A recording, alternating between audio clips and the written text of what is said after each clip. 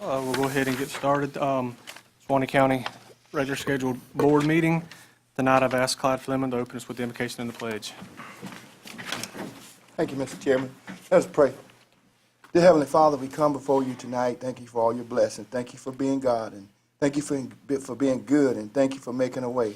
We thank you for being a provider. We thank you for being good to us. We pray tonight that you give us strength, give us a mind. Look over our commander-in-chief tonight. God bless our country. Look on the state of Florida. Now, Father, we pray that you bless us locally here. Give us strength. Give us divine wisdom. Give us knowledge and understanding. Throw your arms and protection around us and keep us safe. And bless us in our decisions tonight. Help us to do your will. Father, because we love you and we thank you. This we ask in Jesus' name. Amen. Amen. Pledge allegiance To the flag of the United States of America and to the republic for which it stands, one nation, under God, indivisible, with liberty and justice for all.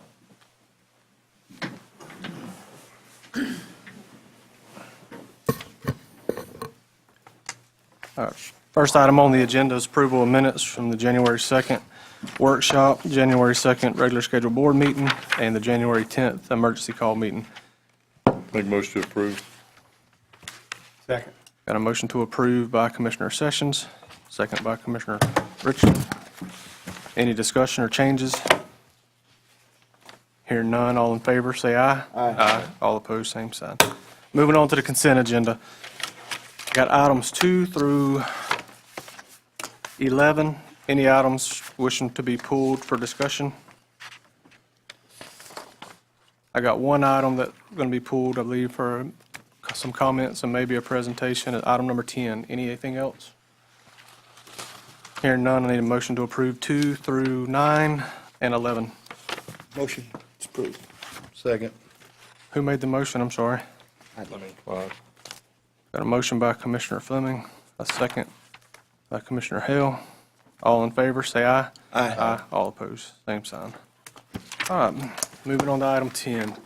Authorization of Lions Club to construct a shelter batting cage at the First Federal Sports Complex.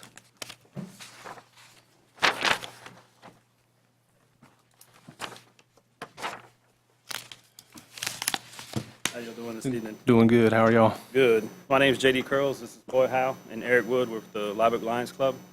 For a few of you that don't know what the Lions Club is, we have been around since 1956. Our main initiative and main goals is to help Suwannee County and the Suwannee Valley area see better. We donate about 100 pair of eyeglasses a year and around 10 hearing aids a year. We also do fundraising to donate to other projects and needs in the county or area. Excuse me. What we're here tonight for is we're going to donate up to $12,000 towards a shelter for batting cages over at the rec department. We heard there was a need, so we wanted to see if we could help fulfill that need for the batting cages so people can use them during inclement weather and things like that. There is the possibility that in the future we will be able to provide some more improvements in that area as money becomes available as we raise it. Well, thank you all very much. Yes, thanks. Appreciate Any that. questions? Only question I had, I think Mr. Scott mentioned y'all may want to have a check presentation or a picture or something with the board? Not tonight. Not tonight? Okay. I'm going to try to At get another the check time. quick. All right. So, All right. thank you. guys. Thank you. Appreciate it. All right, do we have a motion to authorize Lions Club to construct a shelter batting cage at the First Federal Sports Complex? Make motion authorized. Got a motion by Commissioner Sessions, a second by Commissioner Fleming. Any discussion? All in favor, say aye. Aye. All opposed, same sign. We thank you all very much, fellas, for being a part and helping to enhance the benefits of that park out there.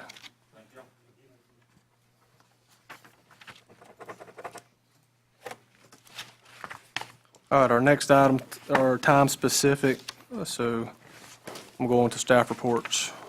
Randy Harris, County Administrator and Public Work Director.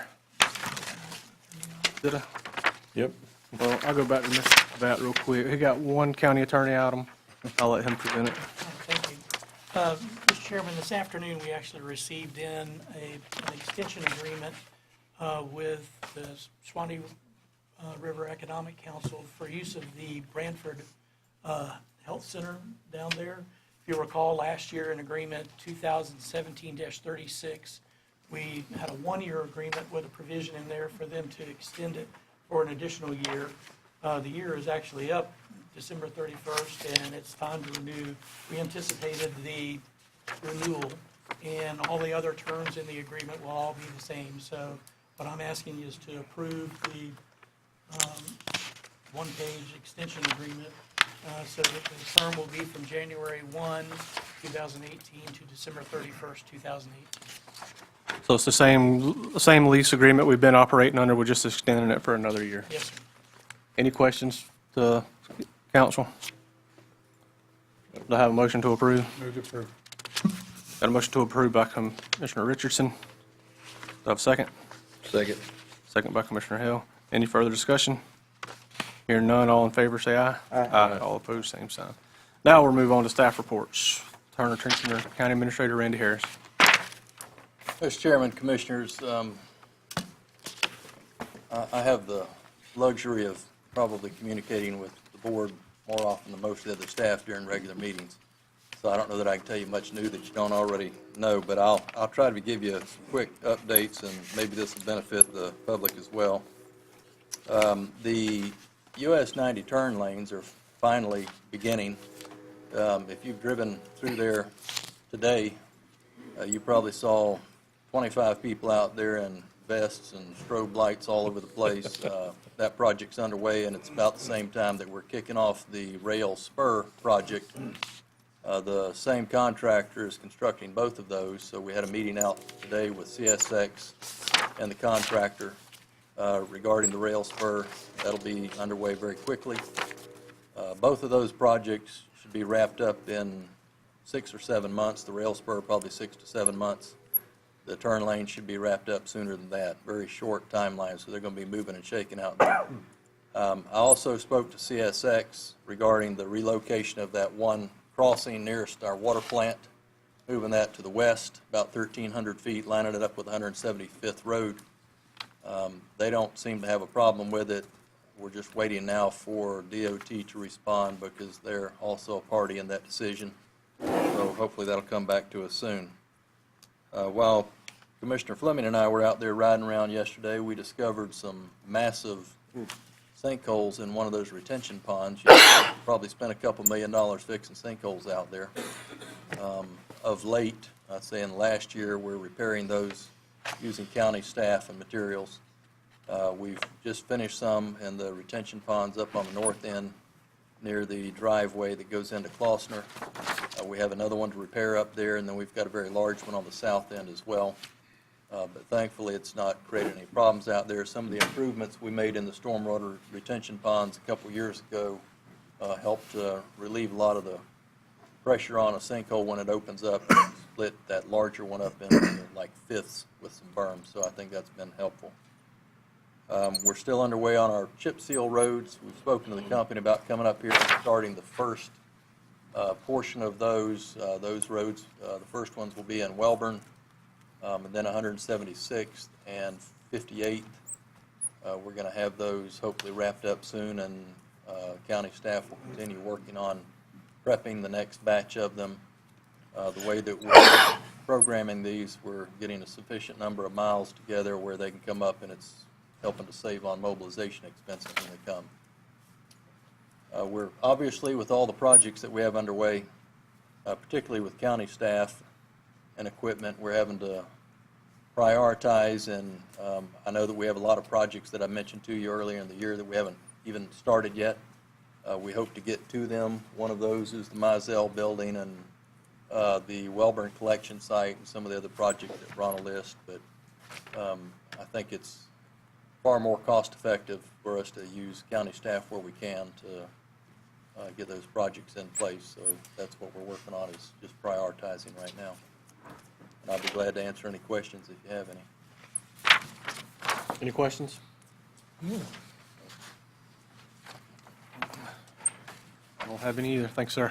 I do. Let me make a quick comment, Mr. Chairman, if I can. Go ahead. You got 4 minutes to our time specific. Well, I'll try to talk slower. I've had some limited communication with the state attorney's office recently, and it has to do with the amount of rent on that new facility that we constructed. The state attorney would like to try to reduce that cost. As you know, there are multiple counties involved in paying the lease on the building, just like we did before. All of the counties in the district pay a proportionate share of the total cost of the rent, and that's what we did when it was in the old bank building. And they're doing the same now.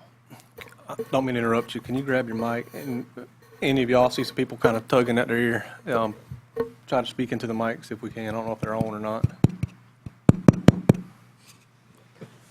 Can you hear me now?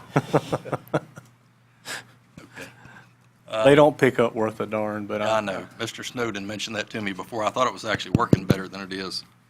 In any event, the state attorney would like to try to figure out a way to reduce his cost on the rent. Right now, we're collecting less from the state attorney than what it's costing us to provide the space. We had established a number before. I know that the other counties are paying it in, but I think the state attorney still desires to pay less. So I wanted to inform you of that and ask if you want to participate in a discussion, give me any ideas that you think might work in order to accomplish that. I think that we may be able to. We've got some other buildings that we own. We know that the sheriff has indicated a desire to get into a new building sometime soon, and that building that we just built for the state attorney's office, I think, would satisfy his need if we can find something different to put the state attorney's office in.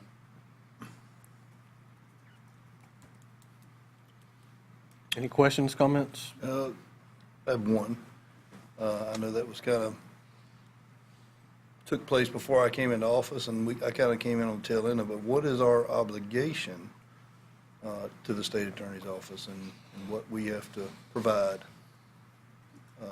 As I understand it, and Mr. Pravat may be able to speak more adequately to that question, but as I understand it,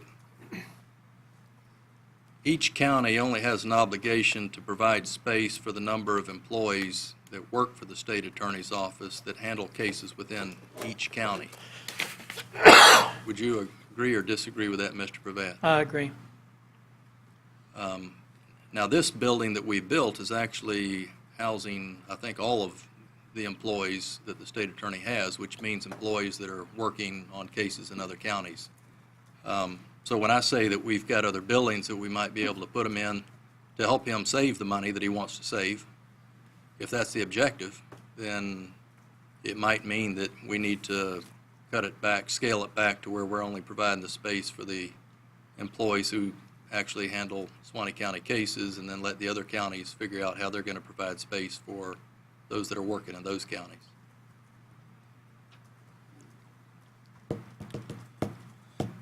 I guess the biggest question for the board is, do you want Mr. Harris, myself, to move forward with looking for something else or doing something else? Or, I mean, we did set a lease price on this building that's not being met.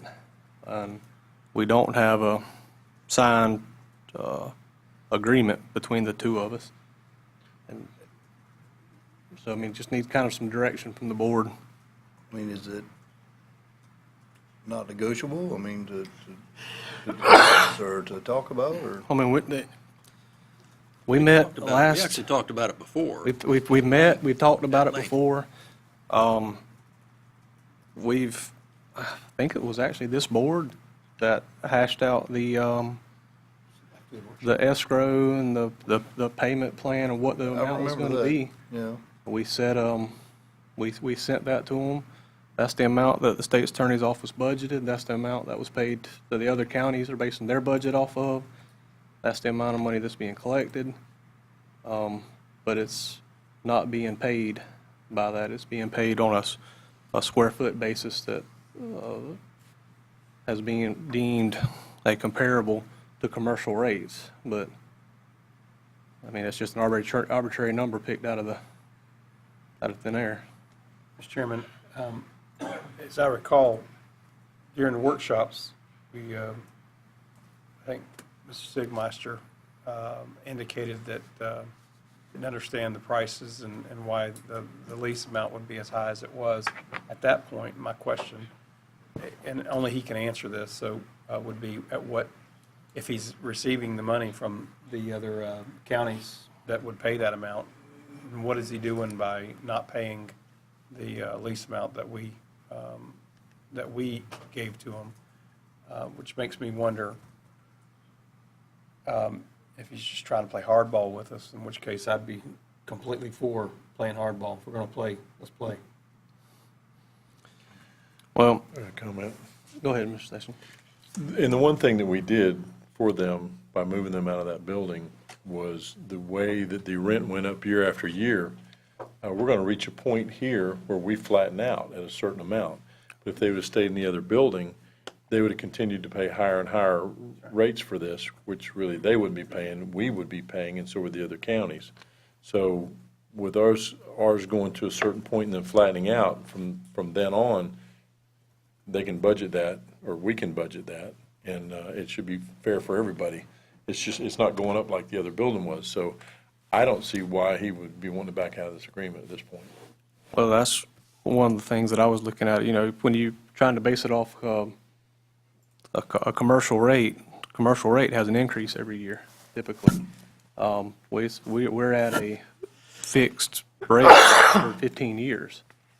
So, yeah, even if we entered into negotiations at a rate that he thought was a fair rate, we're not going to achieve the goal that was set out in the beginning of getting a stable rate. Right. And then at that point, it's going to be one that has to go up every year, because we have, as Suwannee County being the facilitator of this building, we have to be able to recoup our cost. And if we go with a lower number now, 10 years out, we're going to be losing more money then than we are now, because the cost on the maintenance of the building and different things are going to continue to rise. And if you don't mind, Michelle, we pay all those expenses? Pay everything on it. We Everything. do everything. In fact, let me just tell you, Commissioners, we pay the lion's share of the rent anyway. We pay 47% of it, Yeah, $115,000. We're the largest county, so we pay an enormous amount in. Now, having said that, the other counties, they approved in their budgets the amount that Suwannee County established as a rent payment. That only covered our actual costs. In the current year, it's literally only covering our actual costs, if the payment was being paid. If it continues at the rate it's going right now, we'll lose over $30,000 this year, which means that the Suwannee County taxpayers subsidizing space for all these other counties. And this board never contemplated doing that in our prior discussions. So it would be my desire that they just pay what the other counties agreed to pay, instead of stalling, holding that payment up. But having said that, the state attorney himself said several times over the last couple of years that the other counties, in conversations regarding other counties, all they ever had to do was provide the space for the number of employees that service those counties. Well, we could do the same thing. But when we built this one, we were building it to accommodate his entire operation, and with the understanding that we would collect the revenues from those other counties. So if something has changed over there and they just want to pay less, I think we might be able to oblige him if he simply wants to pay less money. By putting them in a building that's paid for, it won't be near as nice as that one. When we agreed to build that, we met every request that they had that didn't exist in the building they had been in for all those years. We put all the bulletproof walls and bulletproof glass and secure parking and everything else that they requested in there, all the upgraded wiring and everything to meet all their technology needs. See, and that's the thing for me is, yeah, you can come up with a commercial rate on what you can lease a commercial building for, but can you come up with that same rate that has secure parking, bulletproof walls, bulletproof glass, the security features, the high-speed internet, and the Wi-Fi, the fiber optics that was built in and designed into it, We build them a custom a building. custom building? Yeah. And they want the custom building at a commercial rate, and commercial rate won't cover our cost on that building. Did we not include maintenance cost We did, that's what back we. into that as well? So That's the escrowed amount. And to give them a flat rate for 15 years, you've got to escrow in for your expenses. And I remember us having that meeting because it was the concern of some of the smaller counties not having to pay as much. Well, if you go in there and just try to cover your actual cost of whatever you just bare minimal cost, not looking forward to any maintenance on the building, when you do have AC go out or you have a $10,000, $20,000, $30,000 repair, you're not going to be able to go back to those counties and say, well, we just had a repair on the building. They're going to say, oh, no, we got a lease agreement. That's covered in our lease. Right. sort of like the sheriff's department is now, in the sense that if it were a leased building, we wouldn't be getting, we've got all these repairs, it's got to get, where's the money going to come from? And since we're the owners of the building, we have to maintain it. So what is the actual, I don't know if y'all know or not, but what is the actual number of, as you said, what we have to provide for employees, not counting the ones from out of? Well, I've asked that question in an email and haven't gotten a response back yet. So I can't really answer the question. It's possible that he hasn't seen my email yet. I sent that, I think it was Friday, and I don't believe they worked yesterday, so it's Yeah. entirely possible he just hasn't seen it yet. I believe I'll get the answer. I just don't have it right now. But I'm confident, though, that, if the objective with state attorney is just get the cheapest rate that we can, I think we can do that. We might need to move the sheriff out of the building he's in and put him in this new one and then put them out there in that old building on 136, and it'll be cheaper. I mean, clearly, it's going to be cheaper, and we know that we're funding the sheriff, and that with the funds that come back every year, we'll be financially whole at that point, and the taxpayers in Suwannee County won't be subsidized in other counties. I will let you know that not one of those other counties has called my office and complained about the rate. Well, that was my next question. Has there been any Not one. complaints? I haven't gotten an email, a letter, a phone call. Not one of those counties has complained about the rate. I've actually reached out to some that I personally know and have asked if there's been any discussion from a couple of the counties, and the ones that I talked to, they just look at it as state attorney tells us what we got to pay and we pay it. There's really not been a lot of discussion. Well, you never want to get in a Chairman, maybe war we with the need state to attorney's sit down office, and but Let you sit down and talk with him and see what's on his mind, what's going on. I don't think anything different is on his mind today than it was 8 months ago when Mr. Gravatt and the chairman and I went and met with him then. I think the question now is this board interested in reducing the rate? That would help me. If you're not I'm not. interested in reducing the rate, we can't do that. then I know how to proceed. I'll just go ahead and see what we can do with some other buildings. And if we can't do it with other buildings, then, he may have to find a commercial rate somewhere. And at that point, we still aren't obligated to pay more than our fair share. So as far as our exposure goes, that's all we'll ever be required to pay is our fair share. So if he went somewhere and saved money, it saves us as well. I personally don't believe that he'll back out of the agreement, especially if he's got the money coming in. Basically, if he calls, I think it's just bluffing. Because if we call his bluff, then, and give him an option, this is your only option, then he'll make the payments. But only thing that I'm concerned about, and I'll just say this up front, I know that all the other commissioners are probably concerned about it too, is the cost up front now that we'd be dealing with. If, let's just say, for instance, he said, well, we'll just make some changes and we'll house Suwannee County here and everybody else somewhere else. And we put the sheriff in there, that means the loan payments and everything else that we're paying on that loan for that building is wholly on us. Though we can say, oh, in the future, we wouldn't have to build a building for the sheriff. But I think That's the only concern that I have. I think this year, it is what it is, but I think if that did happen, going into future years, the money's in the sheriff's budget, at budget time for us to incorporate that in and work around that. I know he's got some additional, additional resources. but Yeah, I think we can work within what's already there and be fine.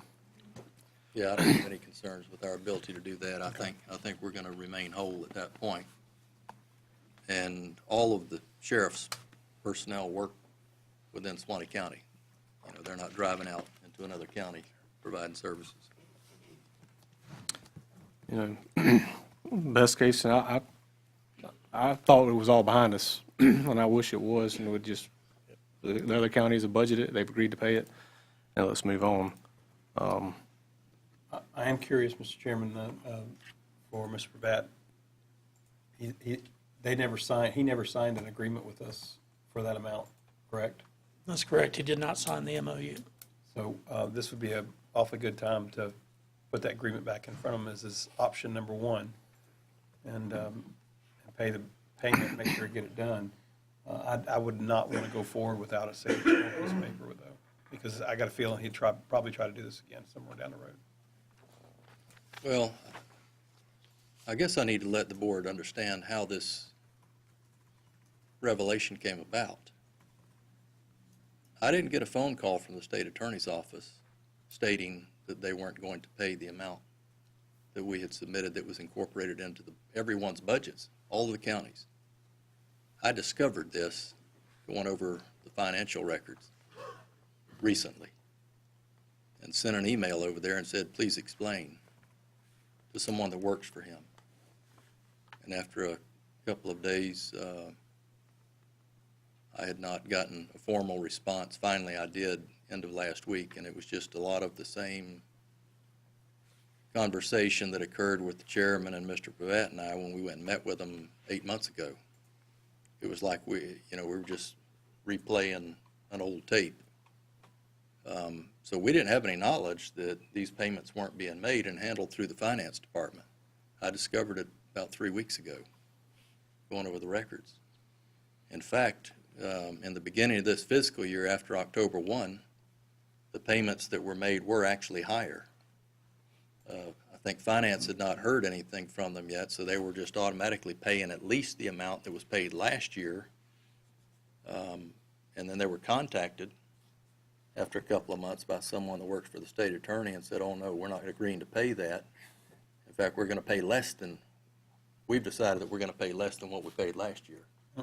And they created an arbitrary number, unilaterally, didn't have any conversation with any of us. So that's why I needed to bring it to your attention. But if there isn't an interest by this board to reduce the payment, because again, we're only trying to cover our costs. Well, Is there any Mr. legal Chairman, by recourse? reducing the payment, we're holding the community responsible for that difference, even more so. Well, I mean, that's how we came to the number that we came to Right. start with. So I don't believe I'm in favor of reducing that number if that's what we all agreed upon, whether it be written or verbal or mutual or whatever. So, My question, Mr. Chairman, is do we have any legal recourse going backwards to get since he has not signed an agreement with us, to get the last several months that he's not paid? Well, the responsibility is not the state attorney's in this matter, period. It's all controlled by Chapter 29.008, and it is the county's responsibilities, not the state attorney, to make a decision with regard to what he's going to pay and what he's not going to pay. The process that gone through so far, the county submitted its number. It was approved by the other counties, and he is unilaterally making a decision that he doesn't have authority to make. So you're saying that, Mr. Chairman, if I may, so you're saying it's not his responsibility to tell us, it's our responsibility to tell him? And if you as a board, if you had a complaint about what the state attorney in the office, or even other costs that were being provided by another county, as part of this pool that's all been divided up, the time to have made that objection known was to the other county during their budget process. Once the budget process is finished, those numbers are then set. If another county had a problem with, what we were charging because it was submitted in each of their budgets, it would be the county's responsibility to come to us, and discuss that, not the state attorney. Mr. Chairman, with that being said, can we not receive payment directly from the counties? Why does it have to go Well, through the state attorney's office? As I understand, and I haven't been over to the finance office, but there are two different funds that are set up. One is a facilities funds that deals with all the various buildings, and then there's the IT communication fund, which deals with the computers and wiring and, all of these other kind of telephone, okay. So there's actually being paid in one, part of the fund is being paid into, I think it's ours, the clerk's office here collects all of that from all of the other counties. And then Mr. Siegmeister authorizes a payment back into the funds for each of the counties for those monies. And the same thing for the IT, but I think it's over in Columbia County that particular fund is being held. And they do the same thing there, and Mr. Siegmeister then says, okay, release it, release those funds, because they're being collected in. And what is happening is all of those monies that are budgeted and have been approved by all the other counties are being collected, and they are sitting there, but Mr. Siegmeister is not authorizing it to be released then. Are these So the counties aware of have that? paid it. The counties have already paid it. They haven't disagreed with the number, except that Suwannee County is not getting the money.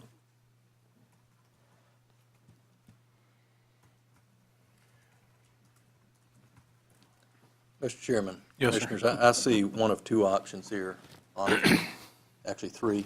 They agreed to pay the number that was turned in, that was approved in all the budgets and adopted, not only adopted by Suwannee County, but adopted by every other county when they adopted their budgets. The money's there, the number was there, it's being collected. So one option is that they go ahead and pay the rates that were approved by all those counties. Number two, option is, in my mind, that we try to find a building and try to facilitate only the employees that handle Suwannee County cases, and then the other counties can deal with the rest as they will. Number three, we talk to the state attorney and just find out how quickly he can vacate the building if he isn't going to pay. We're a landlord. If he isn't going to pay the rate that was approved by all the counties, and he's collecting it, and it's costing us, costing Suwannee County taxpayers more money to subsidize this thing now, then he could tell us how quickly he can go find a commercial rate somewhere else and move his office. And then we can go ahead and just move the sheriff into that building. But those are the only three options I can see that, that we would have any participation in at all at this point.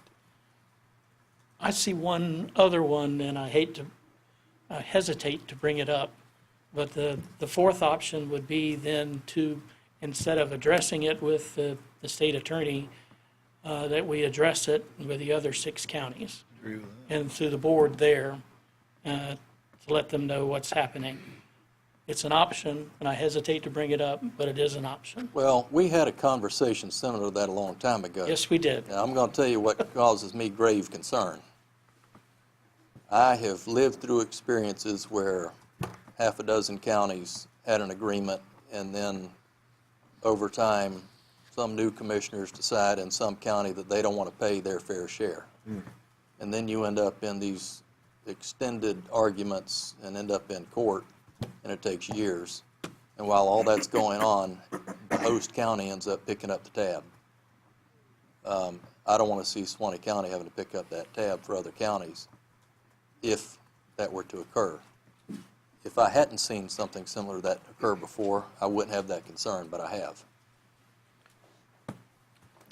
No, I agree with that. I mean, it's an option, but instead of trying to enter into agreement with one person, we try to enter into an agreement with 6 boards 30 different people. So I can just imagine, yeah, how that's going to wind up. Mr. Chairman, Yes, sir. in agreement with Mr. Hale, I believe that, I think the best thing to do is just simply come to an agreement that the county attorney, county administrator, and the chairman, if necessary, sit down and discuss this issue, resolve this issue to get it back to where it's supposed to be. Whether that means we need to find a new tenant or make changes with the state attorney's office as far as Suwannee County is concerned, or that they get the money that they've agreed to, or we have agreed to, let's put it that way. And I don't know if that requires a motion. To add to, if you don't mind, Mr. Chairman, to add to what Mr. Richardson said, I would like to see you guys go back and try to renegotiate with them before we do anything hastily, but, if you can do that between now and the next meeting, and But when you say like, renegotiate, no, I say, have them, ask them to pay what we had agreed upon. That's what I'm saying, not renegotiate, but them rethink their payment and pay the full amount. And if that's not the case, then next meeting, bring it to the board and we'll have to make some decisions. I concur. So the direction of the board is collect the money, Yep. Correct. One way or the other, either collect money or find a new tenant. okay? But be aware that when we come back 2 weeks from now, or whenever the next board meeting is, that you have those three options that are on the table otherwise. So I'd like for you to be prepared to address and move forward at that point. You've known what it is, and, we'll keep you informed of progress on it, but Mr. Chairman, if I could take it a step farther, yes, sir. this has already been going on for 8 months. We just didn't know that it was continuing until I discovered this issue recently. I'd like to know if that is the board's resolve, is to go ahead and pursue these other options if we're unable to collect, because there's no need to wait 3 or 4 weeks and put us another month behind in payments, in my mind. I don't see that anything has changed, except that we weren't collecting what all these other counties were believing they were paying us. So if you'll let us know that, we can go ahead and begin discussions on these other options at the same time. I have to say that I agree, because if we don't give him any teeth, then he's not going to be able to sit down there and collect the money, or get it to resolve this issue. And we need to be able to let him sit down with the authority of the board, say, this is what we're going to do. So I would agree with that. Anyone else? Yes, sir, Ms. Hancock, go ahead. Good with it. Bo Hancock, Wiggins Road. I'm kind of concerned if he's behind 8 months He is. and has not said anything. Real quick, he's not behind 8 months. He's made a payment. He's just chose what that payment would be. And it's less than what it Uh, should be. Well, it's How much about- $3,000 less a month, basically. and it's only been for 4 months rather than the 8 months. Yeah, This the eight months discussion was, has the been going on. conversation started 8 months ago, but we thought it was resolved when he came in with the number that we had given him and presented that in the budget workshops, and it was later adopted. So we had no idea. Since the budget workshop, basically. Right. Yeah. Yeah, this all occurred after that. He's right. Okay, the memorandum of understanding he did not sign. You did not sign. But he submitted the same budget numbers that we had Presented to him. presented in the memorandum of understanding and submitted that to the other counties. And so Okay. we were under the impression that that's Okay, what we were if- collecting and paying. If, at this point, I'm kind of concerned that Mr. Sigmeister has not been back before this board to explain himself, number one. Because his concern of paying the higher amount of money at the Ameris building, which he wasn't happy with because he had to share everything with the bank, downstairs and security concerns, etc. He was like a hog in a fresh mud waller when the county decided to build him a nice new building over here. And if this is the way he's going to repay the county, I think we need to go back and kind of get him out of his mud waller and take him over to where the sheriff currently is residing and say, you're going to move over here. As a matter of fact, the moving vans can pass on the way and move the sheriff in over there and solve that problem. I think the sheriff would be quite happy with that. Mr. Sigmeister might not, and all his excess employees, he'll have to disperse them to the other counties. So the other county's going to find out real fast when Taylor County's got to say, well, we got to put him in the courthouse or do something, which was one of the drawbacks that Mr. Sigmeister had mentioned. But, I mean, it kind of is irritating as a taxpayer in this county that he's taken advantage of us, regardless of his position that he took at the time, that he was concerned about the taxpayers. He's now demonstrated he's not concerned about the taxpayers, at least over here in this county. But the money's there, and if he does not want to, I mean, how do we collect that money? It's sitting there somewhere between here and Columbia County. How do we get it, Mr. Attorney? Well, you'd follow a deck action for what the agreement would be, and then ask the court to release the funds. I think the funding is sitting over in the clerk's office here. I think that's where they're sending it to. For the facilities part. For the For the building. facilities, but I'm talking about the whole ball of wax. Well, the other part over there is being paid just like it was budgeted. But the facilities part is not. But I think you need to play hardball. I agree with Mr. Richardson. I think you need to take the ball bat over there and sit down in the office with him, say, this is the way it's going to be. I think carrying a ball bat into the state attorney's office would be a battery. You wouldn't get there. He just haul you right on off with the sheriff. But we get the drift. Yeah. But I mean, from a taxpayer standpoint, it kind of is irritating sitting out here listening to this, because I was here listening to all the prior discussions. Yeah. And for him to come up and do this, he sure as heck ain't gonna get my vote next time he has to run. I'll guarantee you that. I don't know about anybody else. I think you need to play hardball, period. Thank you. Thanks, sir. You need a motion, Mr. Chairman? Would it be best in the form of a motion? Yes, sir, with the three options that Mr. Harris indicated. Eric, do you have those in the record? State attorney to pay the amount set by the county commission, the county to move the state attorney to another building, and inform the state attorney's office they must vacate the building and seek their own space. That was the third option, that they could vacate the building, just let us know when, and they could find their own space someplace else. Mr. Chairman, I move that exactly what those three options, as stated, that we give the authority to Mr. Harris and the county attorney to get out there and do what it's got to do. And the Resolve this chairman. issue with this. And the And the chairman. chairman. And chairman. We got a motion by Mr. Richardson. Do I have a second? A second. Second by Mr. Sessions. Any further discussion? All in favor, say aye. Aye. All opposed, same sign. Yes, sir. For point of the press, would you clarify what just happened, please? Where were you at? I'm sitting in the room and I have a beautiful story here, but I want to make sure I understand something before I print it.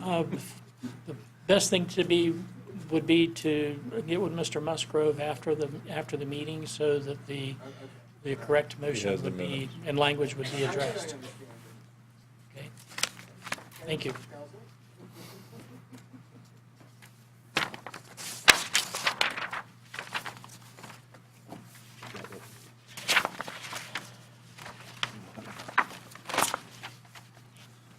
Quick 4 minutes.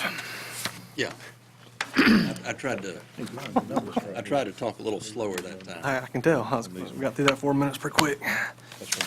All right, moving on to our time specific at 6:15 or through thereafter, as the matter can be heard, hold a public hearing to consider adoption of CPA 1701, an ordinance pertaining to the application by Concept Development, Concepts Construction of North Florida, an authorized agent of Ilo Wainwright for the future land use map and comprehensive plan by changing the land use classifications from Ag 1 less than or equal to one dwelling per 5 acres to rural activity center and consideration and conservation. Ron Meeks. Well, we'll turn our attention to our county attorney for swearing in at this point. Yeah. If there's anyone in the audience that anticipates that you may speak either for or against this issue, would you all stand and be sworn? All right, thank you. Do each of you swear or affirm that the testimony you will give before the board this evening will be the truth, so help you God? I do. Thank you. As you approach the podium to be able to testify either for or against, would you make sure that you state your name and your address and whatever party you're representing? Thank you. Mr. Chairman, board members, the first action that you have before you tonight is a comprehensive plan amendment number CPA 17-01. This is a small-scale comprehensive plan amendment. The definition of that would be small-scale amendments can be handled at a local level. They do not require transmittal to the state level for the review of the 9 different reviewing agencies for comment due to the property being less than 10 acres in size. The size of the proposed tract is a 6.99 acre parcel. Property is located in Section 7, Township 3 South, Range 13 East. It's located at the intersection of State Road 51, County Road 250, and 145th Road. The property is a triangular-shaped property that sits on the eastern side of State Road 51.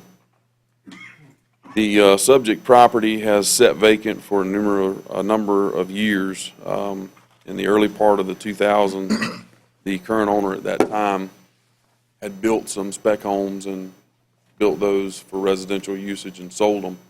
And then this third piece of property, which would have been defined as a subdivision, the property it sold, would not be eligible for building permit unless the property was contained within part of a recorded subdivision that would need to be done.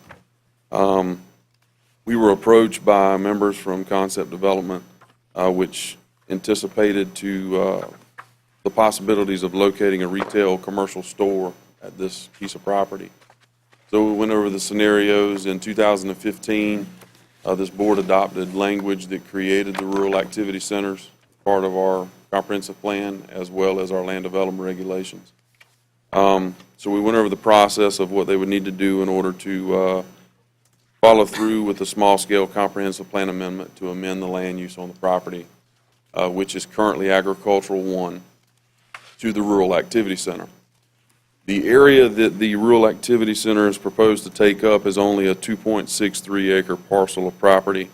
That would leave a remaining balance of 4.36 acres that is part of the overall 6.99. That area sits immediately south of the 2.63 acres, and to use that as a transition zone as more of a buffer that would be undeveloped, the applicant has made that an amendment to be conservation. The conservation land use category doesn't permit any type of residential usage or commercial usage as part of it. So you would anticipate that that area could remain as a natural buffer area as a transition between the commercial and the residential usage that sit immediately south. As I previously stated, the intended use would be for a commercial retail store. The access right now is proposed to be off of State Road 51. During our planning and zoning board meetings, we had some discussions around the dangers of that intersection. There seems to be a lot of accidents that occur there. There had been some discussion about possibly moving the access driveway a little farther south on 51 to try to alleviate some of the congestion that may come up at that intersection. The property, if it is developed, would not anticipate any negative effects in the level of service standards that are established on State Road 51. The peak hour trips do not trip a failure in the level of service that could be provided for on State Road 51. The property would be serviced by on-site water and sewer, which would be in the form of private water well, private septic tank. Site development plan approval process, if the property is developed for retail, commercial uses, would have to be submitted at the time of the building permit application for review, as well as requiring the necessary building permit applications. The information that you have within this application for this amendment is almost a mirror image of the following amendment. You first have to change the land use before you can change the zoning. The zoning and the land use have to be consistent and match each other. So that's why you see the description in your proposed ordinance describing the area for the Rural Activity Center as well as describing the area for the conservation area. I did have a conversation with the county attorney. You have a proposed ordinance in your packet for approval. If this board so chooses to approve the amendment, we did discuss a small modification and some language that would just be for clarification matter, and I'm aware of that. You have some representatives from the company of Concept Development, Concept Construction, that is here to present their request to this board. If you have any questions of me, I'll enter the file into the record at this time. Thank you. I'll accept the file, including the application and the proposed resolution as composite Exhibit 1. At this time, does anyone have any, on the board, have any questions for Mr. Meeks?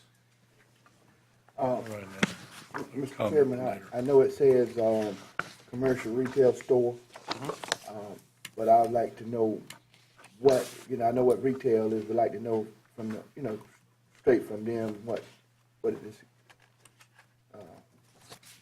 in the store, what they're doing, the type of business they would be doing.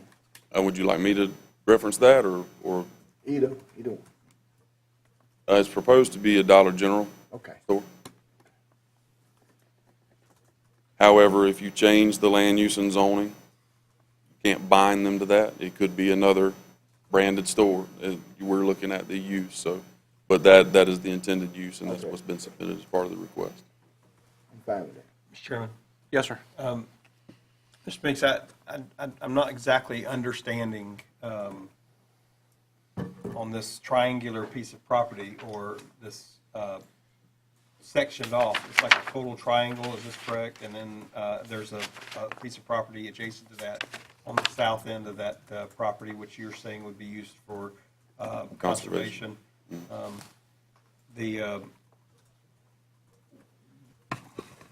I'm really concerned about the accidents at that intersection.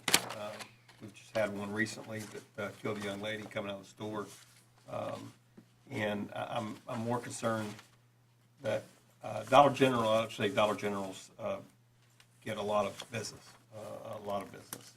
and stores of that caliber would, and we appreciate them being in our communities, because it's sure that one in McAlpin just done us a world of good. But I am concerned about the number. I know they have done studies on this, and looks like a lot of studies been done on traffic for this piece of property. I'm just concerned that without the turning lanes, even though they're not required, that we're going to create an intersection issue right there that's going to eventually require a movement of the other road of 250 to come out straight and possibly lights. I'm just trying to see, have you thought through this process? Obviously you have, but what are your thoughts in this? Because there are no we're not talking about turning lanes in this piece of property, are we? No, it was not proposed as part of the request. It's not necessary. Right. We did have a lot of those discussions during our Planning and Zoning Board meeting. We did discuss the options of turn lanes and decel lanes. Potentially, you would anticipate that the larger volume of traffic to the site would be coming from the south to the north. You may have some people who would be coming from Live Oak to visit this, the site location as they're heading south, but predominantly the traffic to the site would probably be the northbound lane. Which means that it would not affect the intersection. Which, well, they did talk about, well, if you did put in a turn lane there, that would, be for the northbound traffic. We also did explore, just in conversation, but nothing definitive, was to shift the actual driveway a little farther south than where it's proposed. I think the application anticipates the driveway to be like 450 feet south of the intersection of 145th and State Road 51. And if the driveway axis was shifted a little farther south, that they could actually create an internal road that would slow down the traffic that would be coming to the site as well as leaving the site. And that could shift some of the access a little farther south, because at the center of that intersection, you have the store, you have County Road 250 and 145th Road, which 145th is a local street. I mean, mainly it's used by people who live there, but 250 is heavily traveled, 51 is heavily traveled, and that's a very busy S&S store that sits there at that corner. So you do have a merging of a bunch of different traffic there, yes. Mr. Chairman, Yes, sir. I'd like to see the proposal, what they have to say, and then I've got an idea on some possible conditions, but I think we all should see their proposal first, and then that way it would help us see more what it's all about, and then we could possibly come up with some conditions. I'm fine with that. Mr. that Chairman? maybe Yes, sir. help. If we're on the issue of the comp plan amendment, the issue of conditions needs to come later on the Right, zoning. Yeah. Right, on the second Yeah, you one. wouldn't The do a second. condition. Right, but I'm just saying, I think we need to see what they're saying now, and then on the second one, we talk about the condition.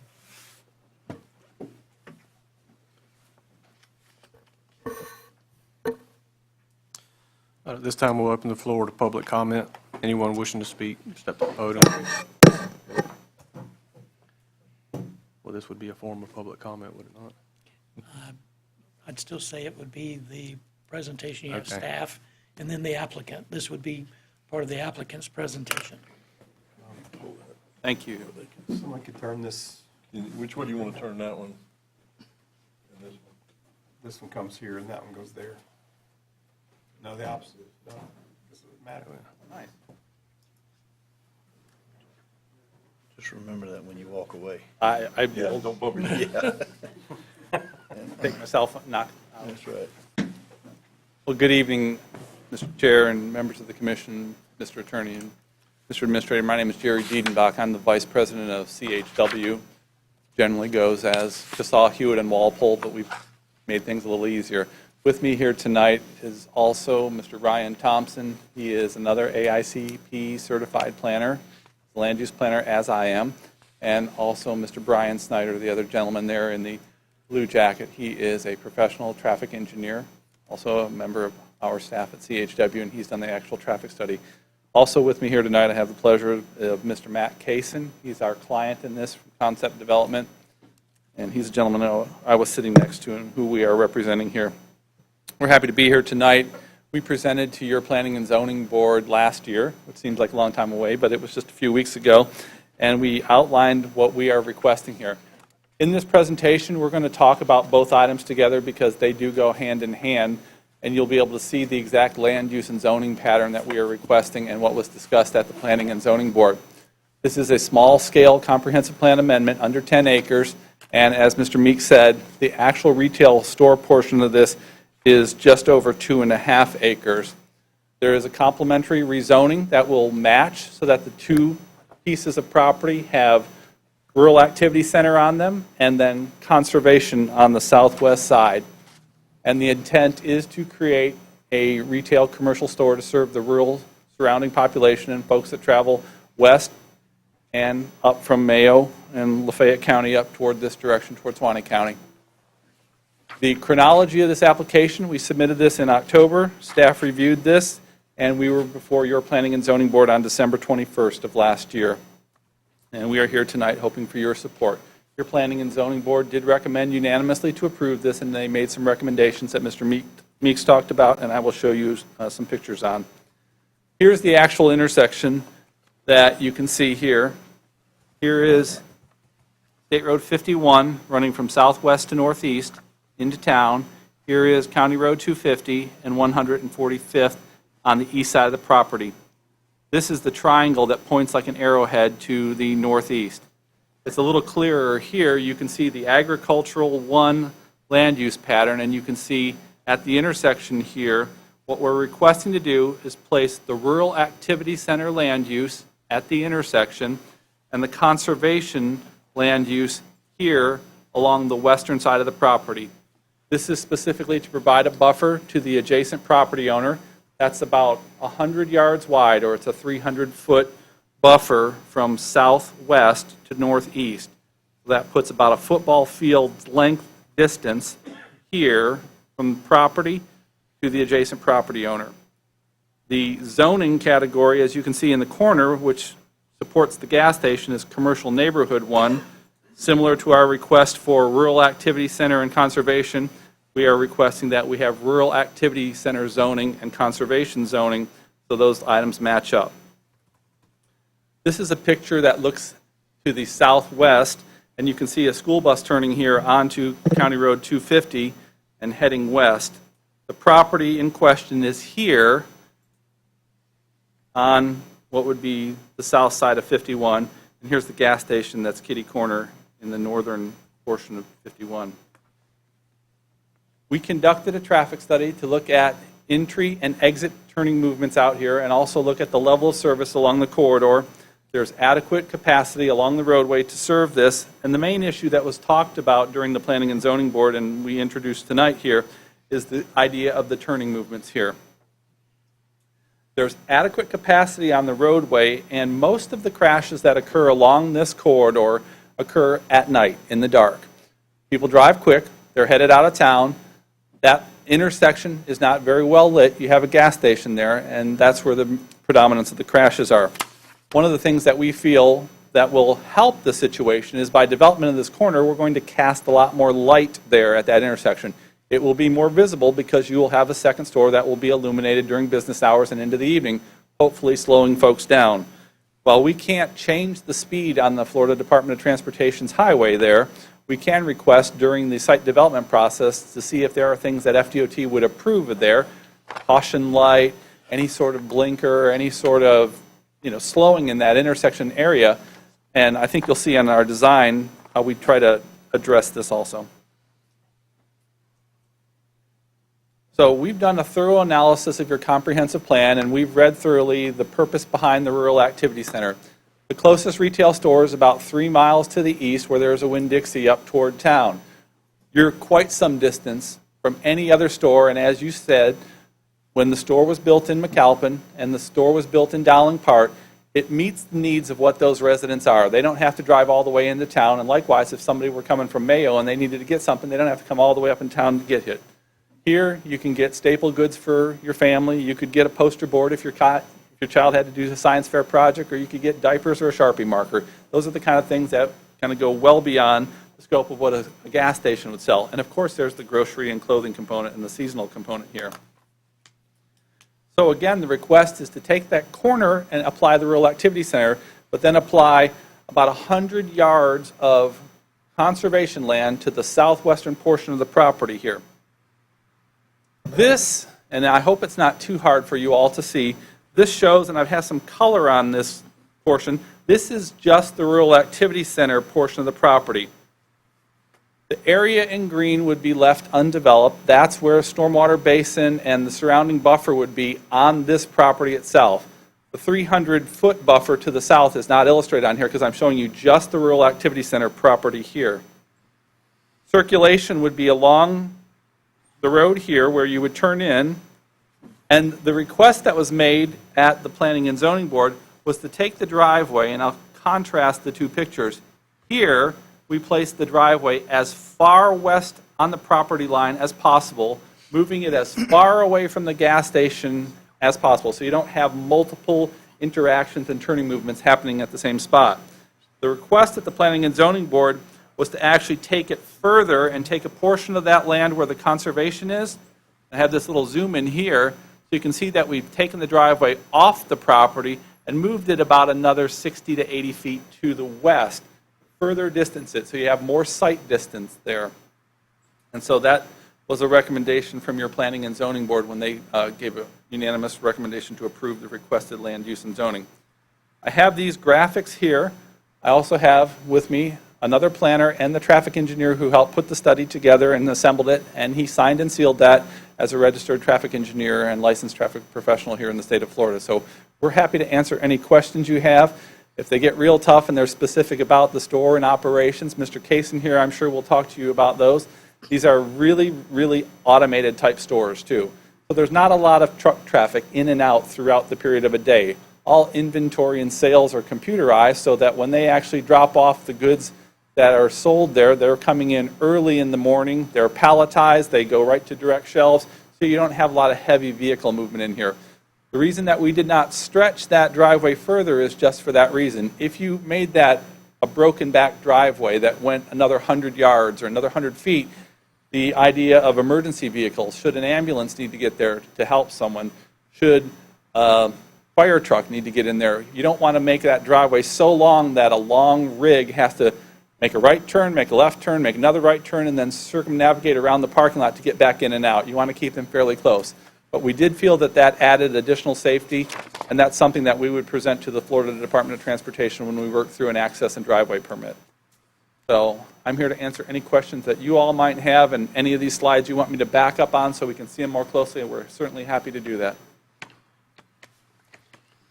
Any questions? I think my condition change would probably have to come after the next, into the next part, unless you want me to propose it now.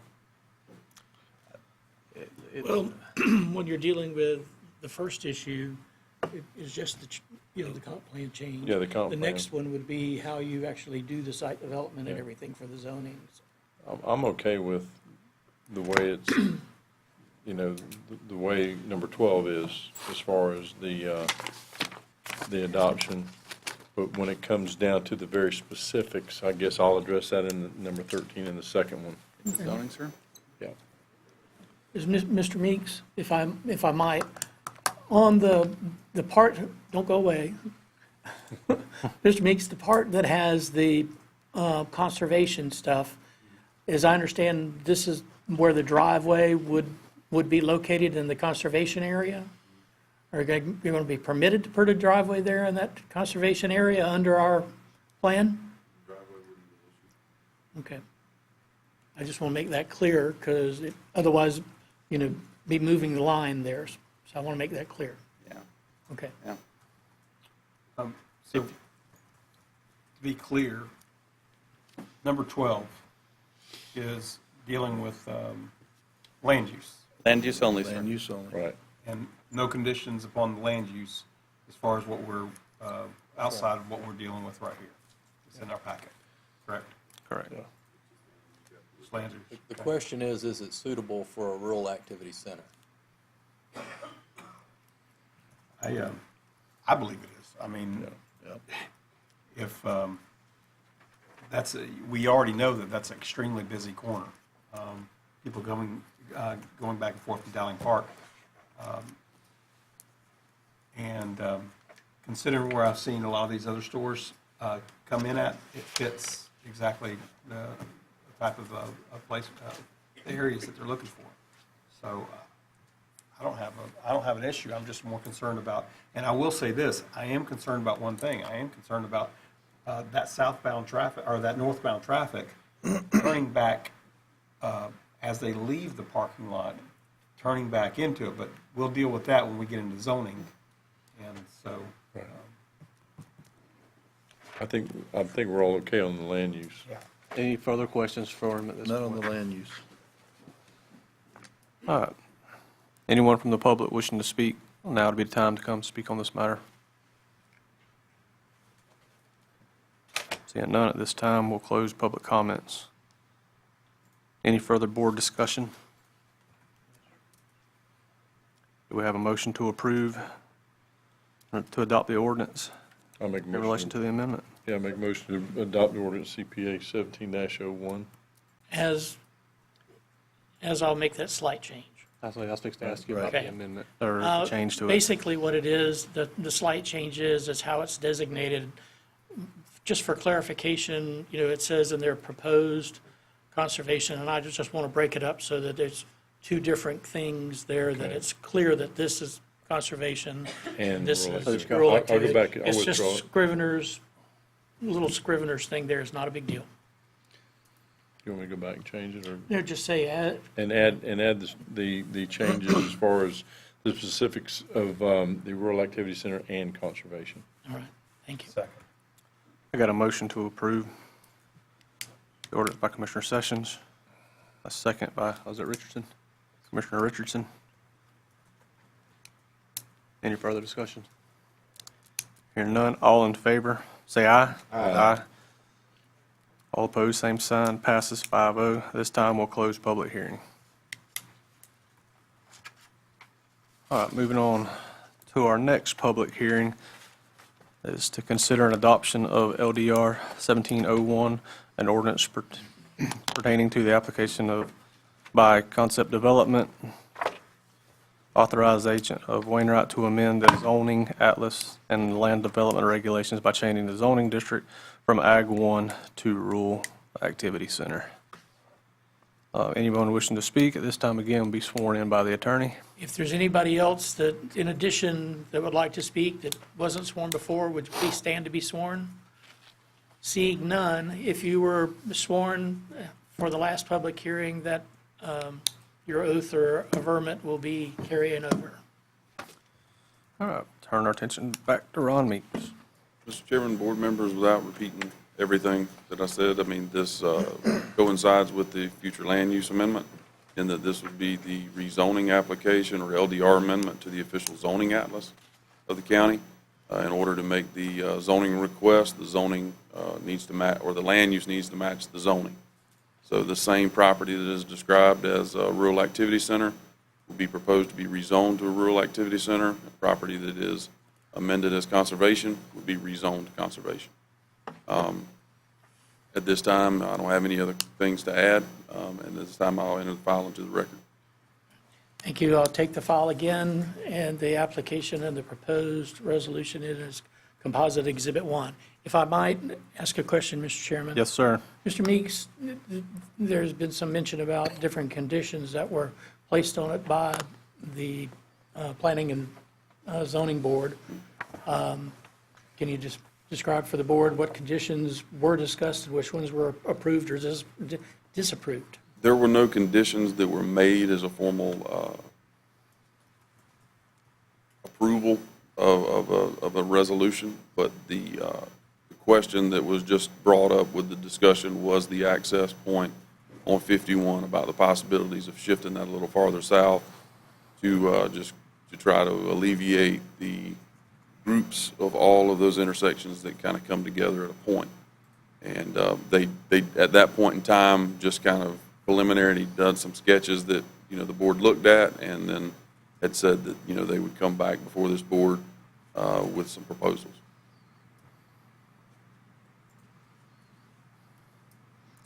And explain to the board how the site plan approval process would work for this one. If the land use and zoning is approved, then the next phase of that would be, actually, the next phase of this would be creating the subdivision, which would come back before this board with a plat, a formal plat. If that's approved, then the site plan application would be submitted for the commercial retail store. If everything meets the requirements that it's supposed to, then we send the site plan approval to the building department. Usually their plans are being reviewed during that time frame, and then the building department is able to issue their commercial building permit to start the project. Any other questions for Mr. Meeks? I would, I do, and I think it's going to be the gentleman who spoke a minute ago. He may have to chime in because he mentioned it. But about, when I said that my concern is for the people who are leaving the parking lot and going back south. A lot of the vehicles, the last wreck we had was someone pulling out in front of a semi-truck that was heading to Mayo from Live Oak. And I think crossing that traffic and getting back out there could present more of an issue. And I know, and I understand that intersection is not so much your specific issue with that parking lot, yet that parking lot poses a problem for that intersection that I think would be best addressed by a flashing light. I think this is probably the best chance that we're going to get for FDOT to consider getting a flashing light out there at that intersection. I don't know if it'd be pertinent to ask the applicant if you had any conversations with DOT in regards to making an application on that State Road 51. It's fairly straight there. I mean, that was one of the concerns, you know, with DOT permit, they have a line of sight as part of their requirement. There's not really any hills, but there are strange angles. I mean, if you're coming off of 250 to 51, you don't square up to 51. And a lot of people who are heading south off 51, I mean, speed limit on that road, whatever it is, they just kind of check it and turn into it. So they do carry a lot of speed in that turn. Yeah, and Yeah, both of those roads come in at about a 45. 45-degree angle. Yeah. Mr. Chairman. And the concern for me is the speed limit there being 60 and increasing the amount of stop-and-go traffic that's going to be introduced into that interchange. And you know as well as I do, come summertime, when scallop season starts and boating season starts, they're gonna stop at the gas station to get gas, and they're stopping at the dollar store to get groceries. Supplies, And that's yeah. gonna be a cluster out there, Big ends. I'm afraid. It will be. It's a manageable deal, though. Sure, I mean, there was a slide he had that showed the buffer zone, it was in color, and showed the driveway coming in. If you don't mind. Not at all. Yeah, there. Yeah.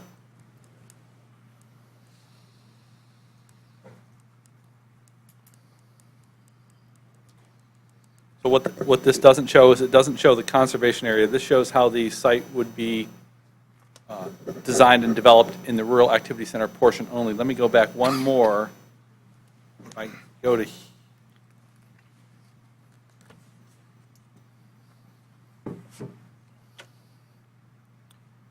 there, so that driveway recommendation that was from the Planning and Zoning Board was to take the driveway and instead of coming out on the road right here near the two pieces, was to actually take the driveway across the tip of the conservation area here and place it here to increase the distance between 45-degree angle intersection here, and then move that driveway further to the west and come in about here, and then come into the Rural Activity Center site. Kind of like I'm doing with the mouse, if you can see that. With no exit to the rear of the property on 145th. Mr. Chair, that was discussed, putting a secondary exit on 145th, but 145th is a county grade, and so you'd be exiting onto a dirt road there. We'll be glad. Let's pave it. Unless you paved it. So that would be ideal if you guys would pave that, because people would just shoot straight across from the store, come in the back way, and. But that puts You're the stealing my intersection. thunder here. Oh, I'm sorry. I'm sorry. That was part of the conditions I was going to talk about, but looks like you have something to talk about. Excuse me. My name's Matt Cason with Concept Development, 3917 Northwest 97th Boulevard, Gainesville, Florida. Thank you. That's my first option, is to minimize the access points on an FDOT road. Whatever road has the most traffic. If you're adjacent to two streets, you want to go on the street that has less traffic. When we looked at this, I immediately engaged CHW and the traffic engineer to give me kind of a best option for safety. If 145th Street were perpendicular to State Road 51, then that would obviously be the number one option. Mm-hmm. He provided us a study of data that was collected on intersections that did not align properly, and it was more of a risk than if we were to put the access point on State Road 51. So we would be creating more of an issue when consumers pull up to the stop sign or whatever's there, and have to turn back at an angle to see if traffic's coming. So putting them perpendicular to State Road 51 so they can see 90 degrees each way is ideal for safety. And I understand that completely. Because there's lots of places around here that you don't hit perpendicular, and Yes, sir. it's rough to see. As far as the people leaving the property, that's great. What I think our biggest concern is the speed that everybody's traveling on 51. And if you're, let's just say that your delivery vehicle is turning left into there, coming from the north going to the south, then he's going to cross the lanes, and somebody coming up. We're worried about those kinds of things. Sure. And this board actually is very active in FHP and DOT safety meetings, which we were at one today. And our county, I'll just give you a couple stats. Our county is right now listed as one of the worst in the state for impaired driving, for occupational protection, and for teen drivers. Out of 8, we've got 3 of them right here that we're the worst at. So there's a lot of that going on between town and getting out in the county, just impaired driving all the way around and distracted driving. But my thought was, like you originally thought, 145th, if we had the entrance and exit on 145th, then they're all going to have to come up to a stop sign right there and stop, and then enter 51 from a stop instead of coming out onto where they're already running 65 miles an hour. Our concern was if you made the entrance and exit there, yes, it is a bit of an angle right there, but everybody at the intersection is looking at everybody else right there. We don't have an additional intersection farther down the road. Let's just say somebody's pulling out here and this person's running 70 and just pops out in the left-hand lane to go around them, and then somebody here pulls across on this intersection. My concern is they're not going to have enough time to slow down by going around somebody coming out of the Dollar General when they get to the intersection of 250. So if everybody's intersecting at the same spot, we may eventually have to have a light there. Right. If we had a light there. And then if you're going to pave something in there anyway, then pave the first 400 or 500 feet of that dirt road where it matches up, and then just have the entrance and exit off the backside. And then you won't have any issues with the high speed, except, well, you will up here, but it won't be in a place that people are unfamiliar with. That would be my condition, to change it to, and the only bad part about it is the angle. That's Right. the only thing I see bad about it. And I don't disagree with you. That's why I hired a traffic engineer and, in addition to him, a traffic planner out of Tallahassee to look at this intersection and both of them gave a recommendation for a driveway on State Road 51. I'll put the driveway on 145th if that's what you wish, but I didn't want to make that decision as far as, what is more safe. Well, we're in touch with the locals who are out there quite a bit, and I know studies are studies. We had a study done by the DOT, and they said they went out on a Tuesday, this particular location, when nothing happens till Saturday, Sure. So, but I'm not saying that you didn't do your job, but we have a lot of people, a lot of constituents calling, and they understand it, and we've all been at that intersection many times too. So that was just an option that I wanted to bring up, that we need to at least look at. Sure. So I'm not the sole person to make the decision. Mr. Chairman, Yes, sir. what would be the, I'm sure you've run across this idea. You're looking at nearly 5 acres of, 4.5, 5 acres of conservation land. It's a pretty big plot of land. Why not redevelop the entire intersection and just turn both sides of that intersection in? I know it would require purchase of land on the other side of the highway, but that way you're bringing it in at least for 100 feet or so where you're coming in at a perpendicular angle, and you're getting a stop that on 145th and 250 that face each other, and it use some of that conservation land, move the store down a little Shift bit. commercial back. Shift it back a little bit, yeah. Well, that's been in the works with the 250 as we've applied for it, and been in conversations with DOT is to realign 250 eventually when we get the funds to pave it, to not bring it in at that 45, but to bring it in as a At a 90 as a Ninety. 90-degree angle. Yeah. And with that little part on down the park side, I don't know who owns that little. I believe that little corner is owned by DOT. Because I could be they wrong, could but I square that up believe with, that's the case. and cross over to 145th and make it a 90-degree. It could be done. With this application, the commercial could be slid back into the conservation, create a 90-degree angle where that point currently exists, and then work out the right-of-way on the other side. Yeah, You just, own just, five. just slide it south a little I bit. believe they do, but I could be wrong on that. You're talking about as part of this application, to do all of that work? Just set it back.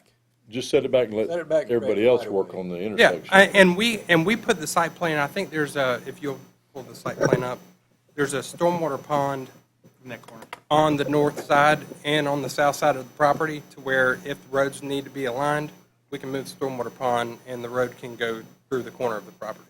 We've already looked at that as a future option. I mean, I deal with eminent domain quite a bit, and, don't want to put my store in a location to where we're going to have some issues in the future. If I follow you right, I want to make sure that I'm completely understanding, is that you would propose to take the eastern portion of 250th. Right here. Yeah, Yeah. Slide this back and Yep. create right-of-way right here, yeah.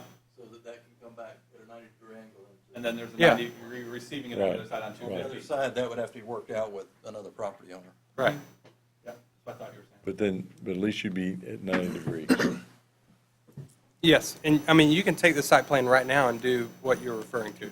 Yeah. Your driveway would still come in from 145th rather than 51.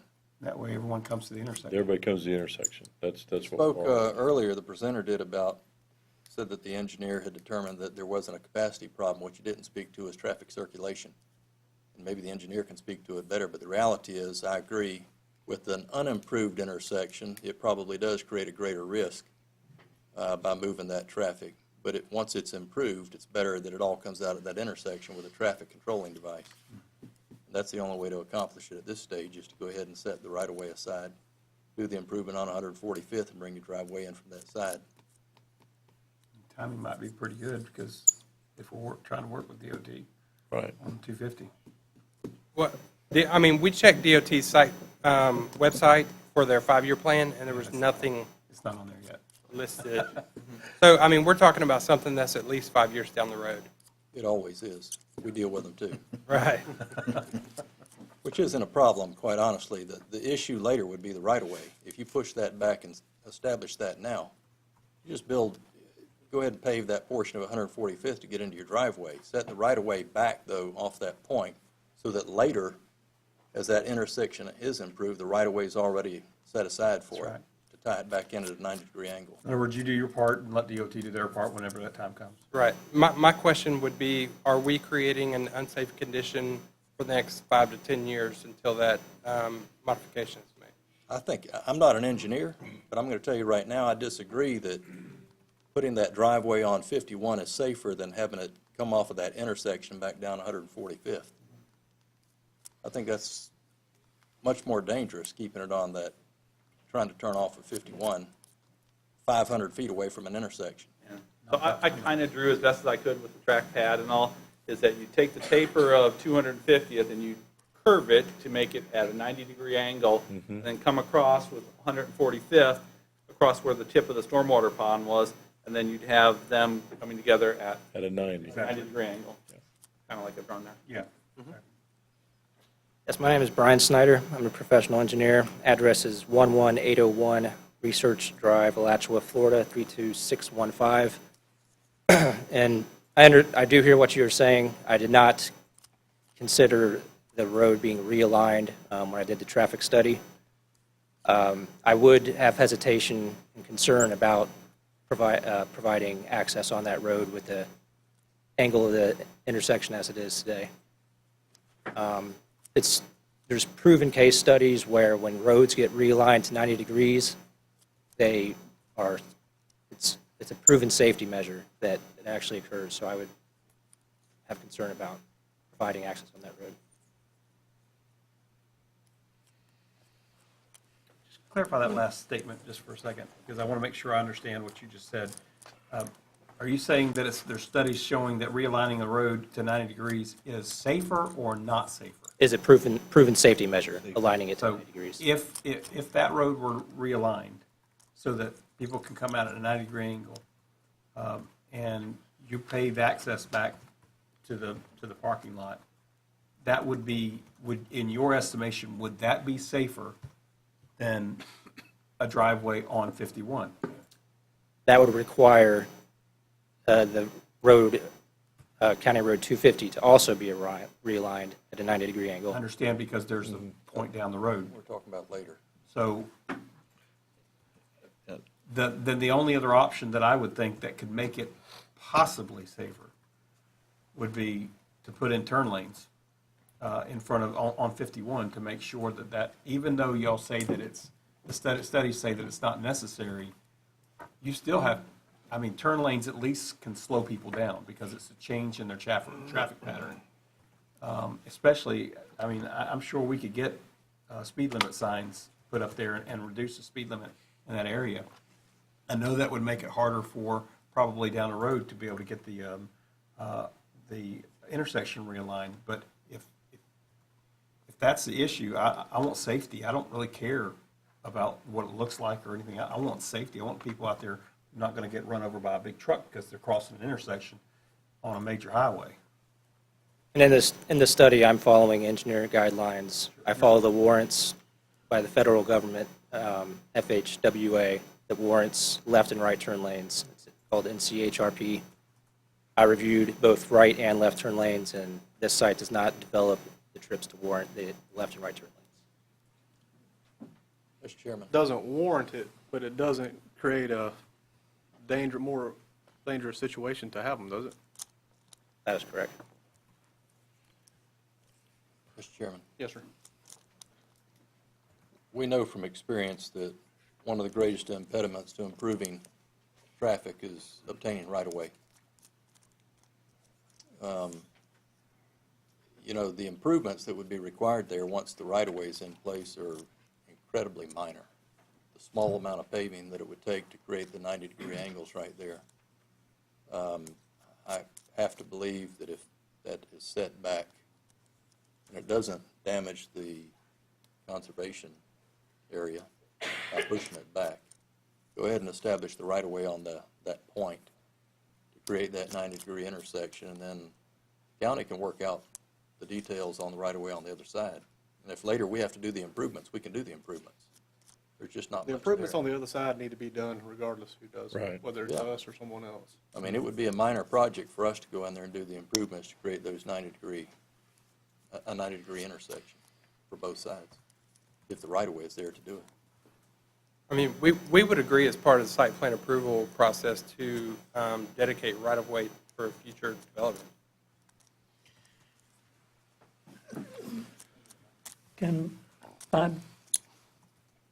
If you're moving everything back into the conservation area, then on your site plan, you're pretty tight on the bottom side of it right now. I can't really see it. Yeah. And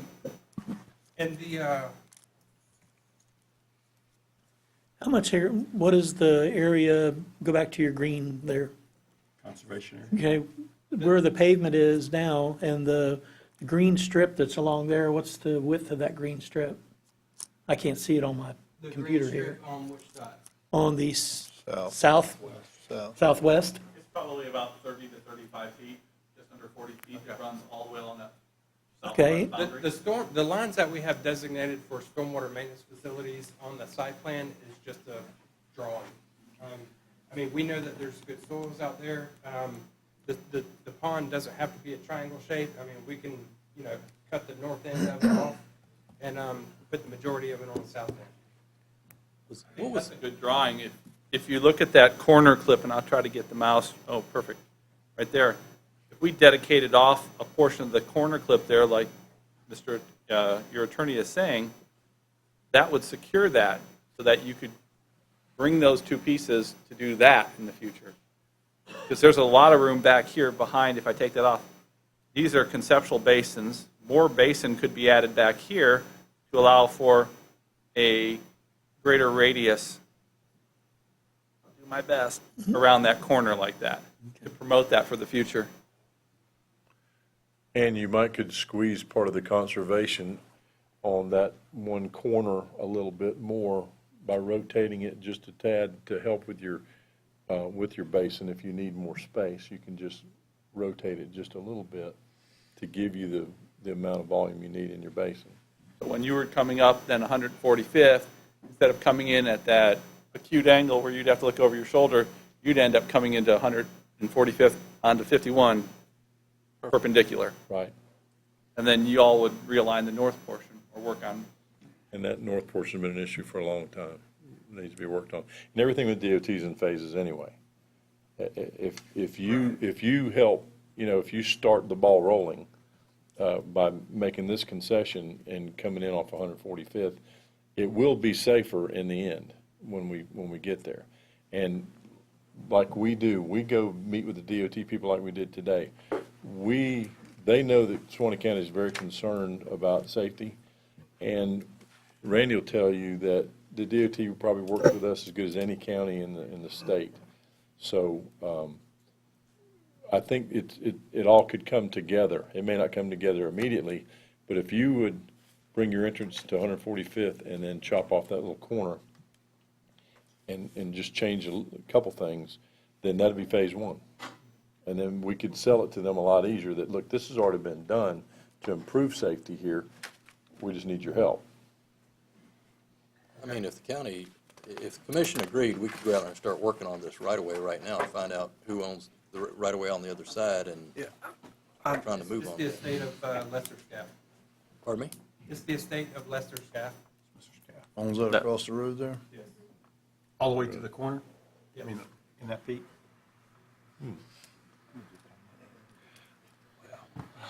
Well, Lester's not around anymore, but we do know people in Lake City that maybe can Well, help that's- us. But, That's not the executor of the state, he's in Hamilton County, but that's somebody we could probably work with.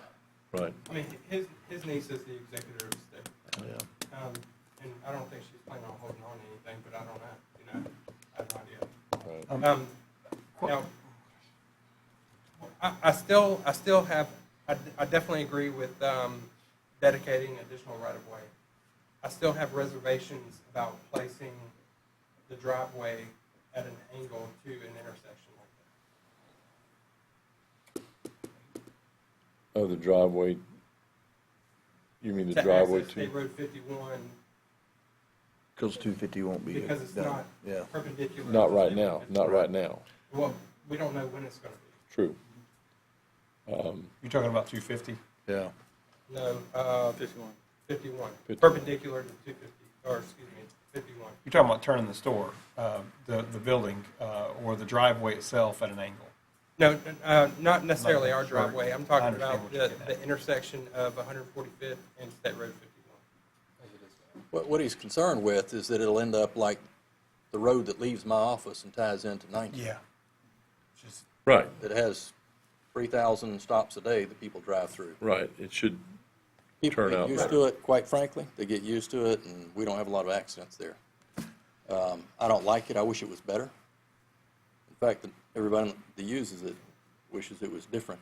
You can see that the grass is worn out where they go ahead and turn it into a 90. Right, they turn it into a 90. But having said that, I think it would be best with the driveway on 145th, and let us work out the details and just be as aggressive as we can to get the right of way on the other side and make If the you correct. back it up, So, we Mr. can, Harris, you were saying that people get used to it and they just roll straight through it and keep going? No, no, no, I didn't say that. What they do is they turn their vehicle at a sufficient angle where they can see back to their left. And that's exactly what occurs every day when you leave county administration office. When you get to US 90, it's been that way for, what, 50, 75 years? make the best of it. and if we get the right of way up there at the top, we can go ahead and, since it's our road already, we can make that fix on that side to make it perpendicular. Where you're coming out of your place perpendicular. Then 250 is the other issue, but it's been there. But that's just one more part of the total fix. Then when the DOT is out there, we say, look, we've already done this. All you got to do is straighten this corner off right here at 250 and make it a 90-degree intersection. So if you backed it up, the county, could take care of that right away right there. We wouldn't be able to back up the intersection. No. But I'm not saying, if you back up your property a little bit and give us that little corner, we could actually turn it into a 90 coming off 145th. We could fix that part of it from that side. And then later down the road, 250 would have to be fixed. But we could all work out the 90 off of 145th ourselves. I'm just concerned with the timeline. That's the timeline for him, I can tell. understand. Yeah. That's the Yeah. timeline. I mean, The county could do that because it's our road. So once we go in there and fix it, No, I'm talking about the timeline from now until when that happens, is what I'm concerned about. Well, If we have, someone pulls out on the road and gets rear-ended because they didn't look, because they couldn't see. well, They've got that problem today. Right. Without you. Yeah, I know. but how, I think what he says, what would the timeline be, Mr. Harris, for us? for us? Right. If he was to give us the property, the right of way to go ahead and run that perpendicular Mr. and to tie it back Pratt and I into 51. Mr. Pratt and I can make contact with the owner and start working on the right-of-way on the other side. The construction part doesn't concern me at all. But we could fix that side of it right now. I think that's what they're more concerned about, is their side. 145th, realigning that and bringing that into a driveway, We could that do won't that. be on us. That'll be part of the special condition that we put on them to do. Well, but what I'm saying is, if they back it up, we can go out there and grade it and straighten it out a little bit. That's what I think Mr. Harris was saying. Correct me if I'm wrong. Your concern is, if we put this special condition on here and say, you guys realign 145th, is it more of, I'm not going to, don't correct me, I'm going to ask now. Is it more realigning 250 to that intersection then at that point, or is it something else that has to do with 145th? Because if we say special condition, realign 145th, and it's 145th, well, that just resolved itself. But if you're concerned about 250, then, and how it comes in, then as your engineer stated, that's a concern? From what I understood, the condition would be for us to put our driveway on 145th and pave it, not necessarily realign. Well, and FDOT, there's no way that FDOT will let you move that access point from 145th And I agree with that. to State Road 51 until I you would get the deal with additional that. right-of-way across the road and move them both at the same time. I agree with that. I think that improving 145th now, put the driveway over there, set the retention pond back, create the right-of-way, and dedicate it for that purpose. so we improve work out the right-of-way 145th, on the dedicate side. the right-of-way, and we'll deal with the realigning of both of them at one time. Right. Very small amount of construction would be required for us to do that on both sides. One way or the other. We don't have to wait for DOT. We just get their DOT approval on it. We don't have to, they don't have to pay for anything. Right. But my concern is the amount of time that it's going to take between we open our store and you guys are able to realign the road because of the safety factor of the lack of visibility behind you when you're turning north on State Road 51. That's my only concern. Well, what should be your concern is high-speed traffic on 51 with a driveway 500 feet from that intersection. And that's, That'd be a greater concern to me. And again, I'm not a traffic engineer, but I've seen that in too many cases. in What other concerns me locations, with that and it's a problem. design that you currently have up there is southbound traffic stopping and somebody at the 45 on 250 trying to look over their shoulder through parked traffic, waiting on 60, 70 mile an hour cars in the northbound lane and not being able to see. If you got a semi or two semis making delivery in there, it creates a blind spot. That's my concern on coming in off of 250 or either pulling out from the store. okay. Looking back over your shoulder, trying to look through This is- semis at oncoming traffic. This is a similar issue to what Columbia County dealt with over here on 247. They had a very similar, it wasn't as much of an angle on Market Road coming across or 240 coming across. Wasn't much of an angle, but, there's, S&S store was on the same side of the street, which is a huge difference. But you had they had to extend the turn lanes, they had to deal with people coming out. It was but one thing there is, number one, they have a flashing light, and number two, they have a 50-mile-an-hour speed zone. Those are two things that we don't have on 51, which is arguably has more traffic on than 247 does. Yes, sir. So- And that was a requirement from FDOT on the turn lane there. Slow some speed down. To slow it down? No. the turn Put in the To- turn lane. Yeah, for the turn Yes, lane I to understand that. be installed. They won't provide, any official comments until you submit a set of engineering plans. So, I mean, I can't agree to anything that's going to involve dealing with a parking lot that's got a driveway coming on 51 at 65 or 60 miles an hour, when we know people run 70 miles an hour down that road on a regular basis. It's already dangerous as it is. I think we need to deal with this intersection and get it dealt with as part of this project. That's where I stand with it. And I think that you have to trust us on the timeline on one side, by putting the accepted and conditional on the other side. Let me ask you about this. This is something that we've done before. What if we, just because the timelines are unavailable, what if we enter into a developer's agreement or a covenant to connect, that once that road is realigned, that we'll put our connection onto 145th? You'll close 51. Yes. So dedicate the right-of-way, put in the covenant, and then at which time the roadway is connected and realigned, then switch the entrance around to, 145th. 45th. yeah, Right. go to that side right there. Then you'd be south of the 145th, 51 intersection.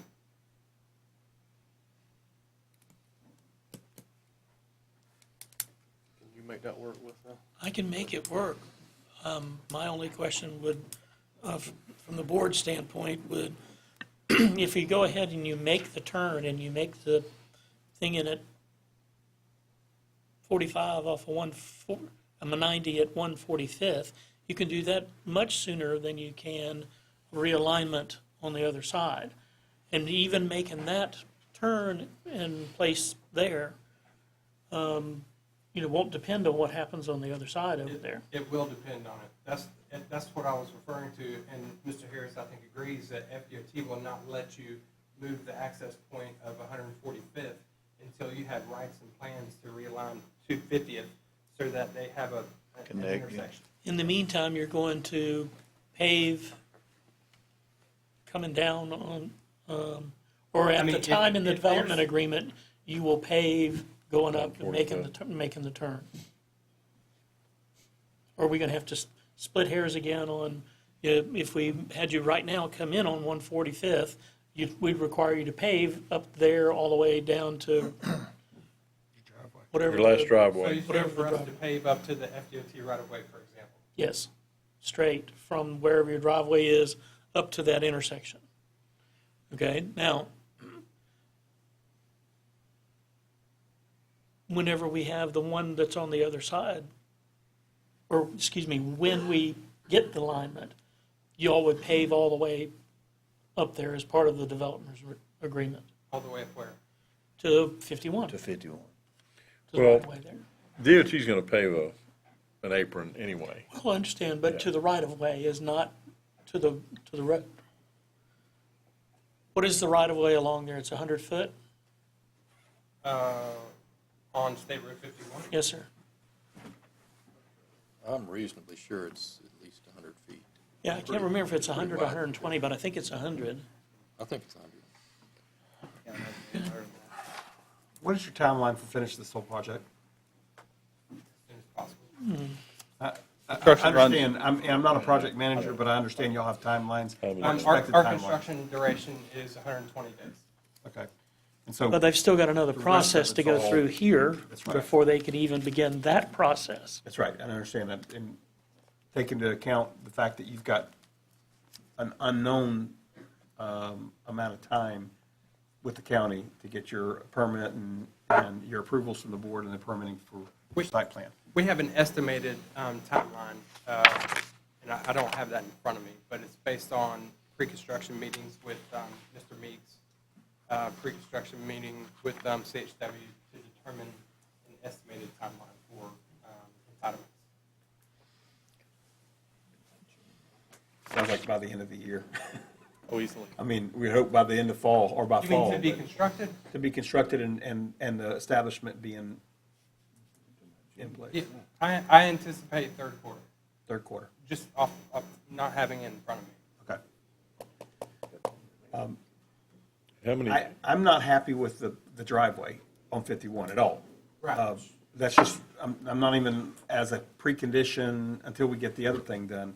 I think that it should be all done at one time. It would save you all money having to, not having to renegotiate this entire parking lot and driveway issue. But I also believe that, that it's just safer all the way around that we get this dealt with. Now, I don't know how we move forward without knowing across the street whether or not we're going to be able to realign this, this intersection and the timing behind it. But I would be willing to allow our staff to look into it and do whatever they can so that we can come back immediately as soon as possible and with some sort of a resolution. Maybe we have an answer that leads us to believe that they're going to be okay with doing this. Listen, Mr. Pravat and I can reach out and make contact right away on the property owner on the other side. With the condition tonight, the only thing that I ask, I mean, with this being a pre-existing condition, with the alignment issue, is it okay if we just enter into a covenant to pave up to the edge of pavement of 145th Road versus me having to come back and after this? Can you repeat what you just said? Tell me specifically, edge of what pavement? The edge of pavement on 145th. There is no. I mean, he's talking about off of 51. Off of You're 51. talking about. 51 to, What you're yeah, saying? how many feet down 51 were you going to move your entrance? About 500? This is the first time that we've talked about it, so I'm not an engineer. Okay, let me, Okay. Mr. Chairman, can I ask the question differently? But go ahead. Assuming that you cannot put a driveway on 51, theoretically, how far down 145th would you need to come in order to tie back in and get as far away from that improved intersection as possible? They'd have to create a I think you've layout. got 670 It's not 500 feet. It's six- not anywhere It's close to less, 500 right, feet. right. Yeah, it might be like I'm illustrating there. Right, just with- like what if I had, It's probably Just looking at it- 350 feet? Maybe. I wouldn't even say, I mean, that 250 to 300 probably for FDOT access management criteria. that store that you're looking at is 120 feet long. Just to give you an aspect of, Okay. okay, so it'd be 250 feet. I mean, the whole parcel. is 300 at not- most, yeah. Yeah. Are there FDOT requirements for where that driveway comes in, Yes, close to they that have- intersection? They have separation requirements from an intersection. Okay, and that minimum is? In a case like this, this is a very minor local road. FDOT guidelines wouldn't apply. It does on State Road 51, but it wouldn't on 145th. So in other words, you So basically, as long as the traffic operations non-PD. can move in and out of there with any major operational problem, it's adequate. I would think just ballpark 200 to 300 feet would be fine. What is it on 51 with the speed limit there? What's the separation distance? Your report said 463 feet, but what's the actual? The standard, requirement? FDOT standard is 660 feet. Right. Obviously, that's, can't be placed 260 feet from both the residential driveway and the major intersection. So we bumped it as far away from the major intersection, which is good. I'm going to ask a question, and I don't want to sound really, really stupid asking this question, but when I said conservation area a few minutes ago when I brought the subject up, but I was asking specifically about, is this piece of property that we just designated on land use, with this land use, to be set aside as conservation, and I don't know if it's, if we legally can do it now, but why are we, at this point, you're talking about squishing and squashing, close to the edge of the property and everything else. Can we adjust, can you adjust your placement of that building in a little closer with a little less of that conservation land. There's a lot of acres of conservation land there. I'm sure you're not going to do anything with it. It's got trees and grass and everything else, so. It also won't be assessed as commercial property either. It'll be assessed as conservation. I understand why you want to minimize it. Well, I mean, I think your realignment here can be accomplished. Without moving it. Correct. Okay. I Yeah, mean, I think it's, you can too. I know we were talking about that for a minute. I just want to make sure because that affects, to me, affects where that driveway Sure. would be at and, you know. Is the, Mr. Chairman, is the Dollar General in Old Town one of yours? No, sir. Because the only reason I ask is because that 349 is a very traveled road, and they ask the same thing of those guys. They actually have to go down the side street there to get to it and not come directly onto that, just for safety concern, which is all we're talking about here tonight. And I know that the one over in Columbia County has two access points, one on Market Road and one on 247. But it also has, of course, it was built in a basin and a bowl, so. Yeah, it was. Yeah. We Is that called one of out your- 60,000 cubic yards. So that's one of yours. Yes, sir. Just one, And the intersection didn't flood during the hurricane. No, it didn't. before. That's right. Yeah, we noticed. Road was underwater, a lot of water. Yeah. Any other questions, thoughts? I mean, how crazy would it be? I mean, obviously, they want to have a plan to move forward, just in case we don't hit their timeline. How crazy would it be to have, as I suggested in the beginning, the two exit and entry points as a condition? Much worse. Would it make it worse, Yeah. long-term? Well, Just, yeah, and I mean. It won't better flow of traffic, or? If FDOT sees that you have another access point, then they most likely won't grant you an access point on their state road. Plus, on top of that, if you bring it out too far to the south, to the south, you're talking about either bringing dirt onto your parking lot or paving a lot more road to get to that. I mean, I'll agree to pave 145th right now, if that's what y'all want me to do. And dedicate the little bit of Corner clip? corner Yeah. clip to be able to do, which we'll have to work out a description on that. But if you'll just pave it down, Yeah, I mean, we can get down with to the Mr. driveway, have a driveway coming off the back, what appears to be the back now, okay? You know, driveway coming off the back there, pave it all the way straight out to where it is right now and dedicate the right-of-way on the curve, for the curve. Yeah, the site plan will most likely change, you know. But that's a different process, you know, as we move forward. But if I have the right of way, you know, going across there, however y'all change it will be, you know, hunky-dory. How's that? And that way, and we authorize the, our. How far do we need to have them, you know, instead of pave right down to the edge of the driveway, isn't there something you gotta pave? A little apron or something Yeah, that's, we'll do a radius on the opposing side. Start off right there. yeah, because it's not just a square coming out. I mean, you know, you gotta do It's a- something. You have two radius coming out of the site, and then it'll square off and then go down the road. Okay, That works. okay. On the part that they'll be dedicating the right-of-way, we'll just, y'all's engineers, our engineers, We'll kind of just get have to, together. we'll and just have to work that We out. can work that out by the time by the time the site plan is prepared, we'll have that all worked out. Yep. We're not trying to be hard to get along with. we're We just not. want to be, Yeah, I mean, we you will, know, we welcome you guys. We want you I'm here. a state certified firefighter, and I go to the same accidents that, you know, some of your LEO go to as well, and firefighters go to, and safety is my, you know, my largest concern. So that's why I hire the engineers and the planners to tell me what is the best scenario. So we'll move forward with that. Okay. All right. Any other questions? Kind of got an idea of what the special condition's going to be. Everybody's good with that. Seeing no other questions, We'll open the floor to public comment. Anyone wishing to speak forward? Seeing none, we'll close public comment. Any further board discussion? If not, I need a motion to adopt the ordinance in relation to the amendment with the special condition attached. I make a motion to adopt the amendment with special conditions or covenant.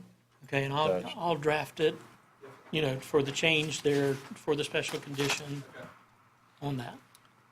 All right, I have a motion by Commissioner Sessions. Do I have a second? Second. Got a second by Commissioner Richardson. Any further discussion? Any last thoughts? All in favor, say aye. Aye. All opposed, same side. Motion passes 5-0. This time we'll close public hearing. Mr. Chairman, Yes, sir. just one word. Thank you. Thank you, because I think by doing this, we're providing a service to our residents, Suwannee County retail establishment, but we're also fixing a problem. You're going to be part of the catalyst that helps fix that problem, whether you realize it or not. Well, We appreciate it. we appreciate your patience, and you said something very important that strikes me as a land planner, is when the opportunities come by, you have to do them then, because it may not be another 10 years, 15, 20 years before something happens. So get it right when you're doing it, or it doesn't get done. Thank you all. Thank you all very much. Thank you. Appreciate it. All right, moving on to item 16, discuss with possible board action, yard debris disposal at collection sites. Randy Harris. Mr. Chairman, Commissioners, Break here soon. Do y'all want a break? care. I mean, that's fine I with don't me, care. but if anybody, y'all want to take a break? I'll take a break. you need a break? We'll come back to item 16 after a short break. Okay. So do I. I've been drinking coffee this whole damn time. I gotta go to work. Ain't nobody's fault. Wait on me, I'm here.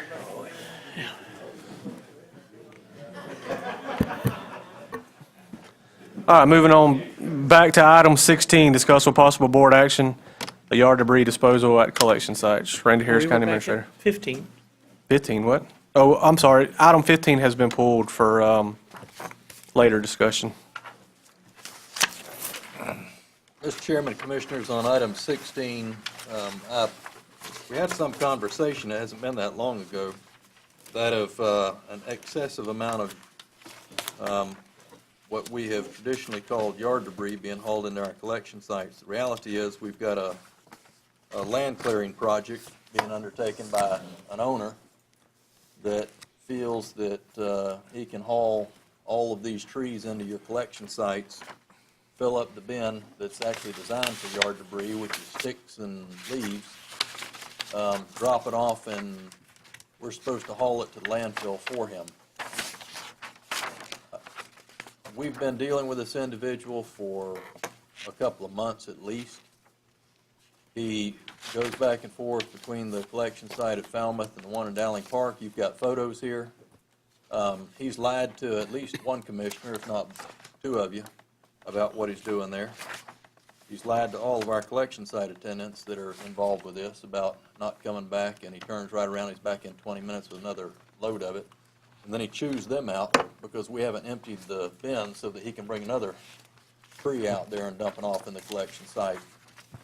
The household assessments that are collected annually are for disposal of garbage that's in bags. There isn't anything in those household assessments for hauling trees to collection sites. And there's nothing in there for undertaking a land clearing operation and hauling it to a collection site.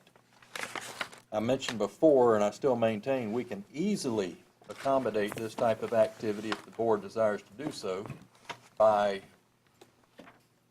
informing individuals like this, if we want to take on the business of disposing of land clearing debris, we can direct them to haul that to the landfill.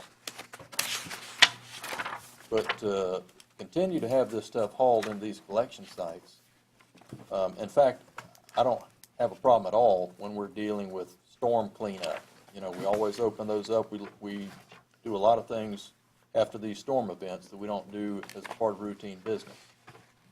But this individual has repeatedly abused something that he isn't even paying for, a service that he isn't even paying for, and given your employees an incredibly hard time when they encourage him to haul this stuff to the landfill.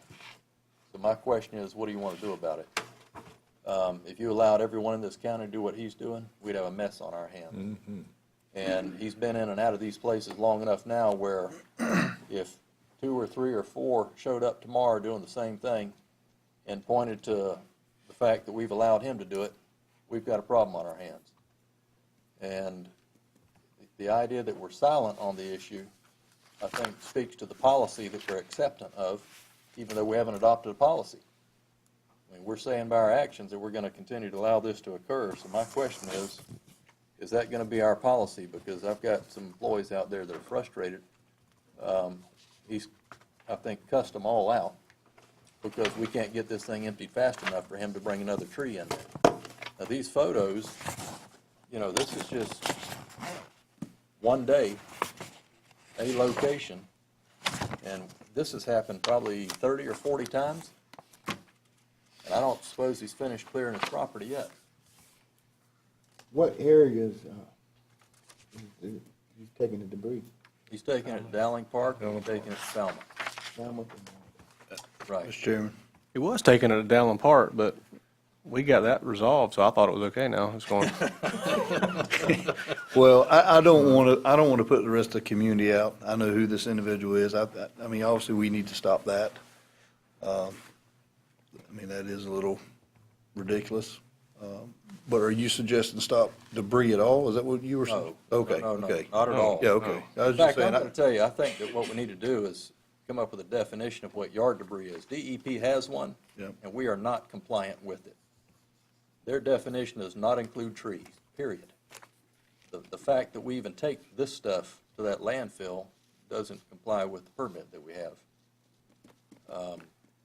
But if you're going to continue to try to provide, and I don't think it's an unreasonable service to try to provide something for yard debris, but yard debris in the minds of DEP is sticks and leaves.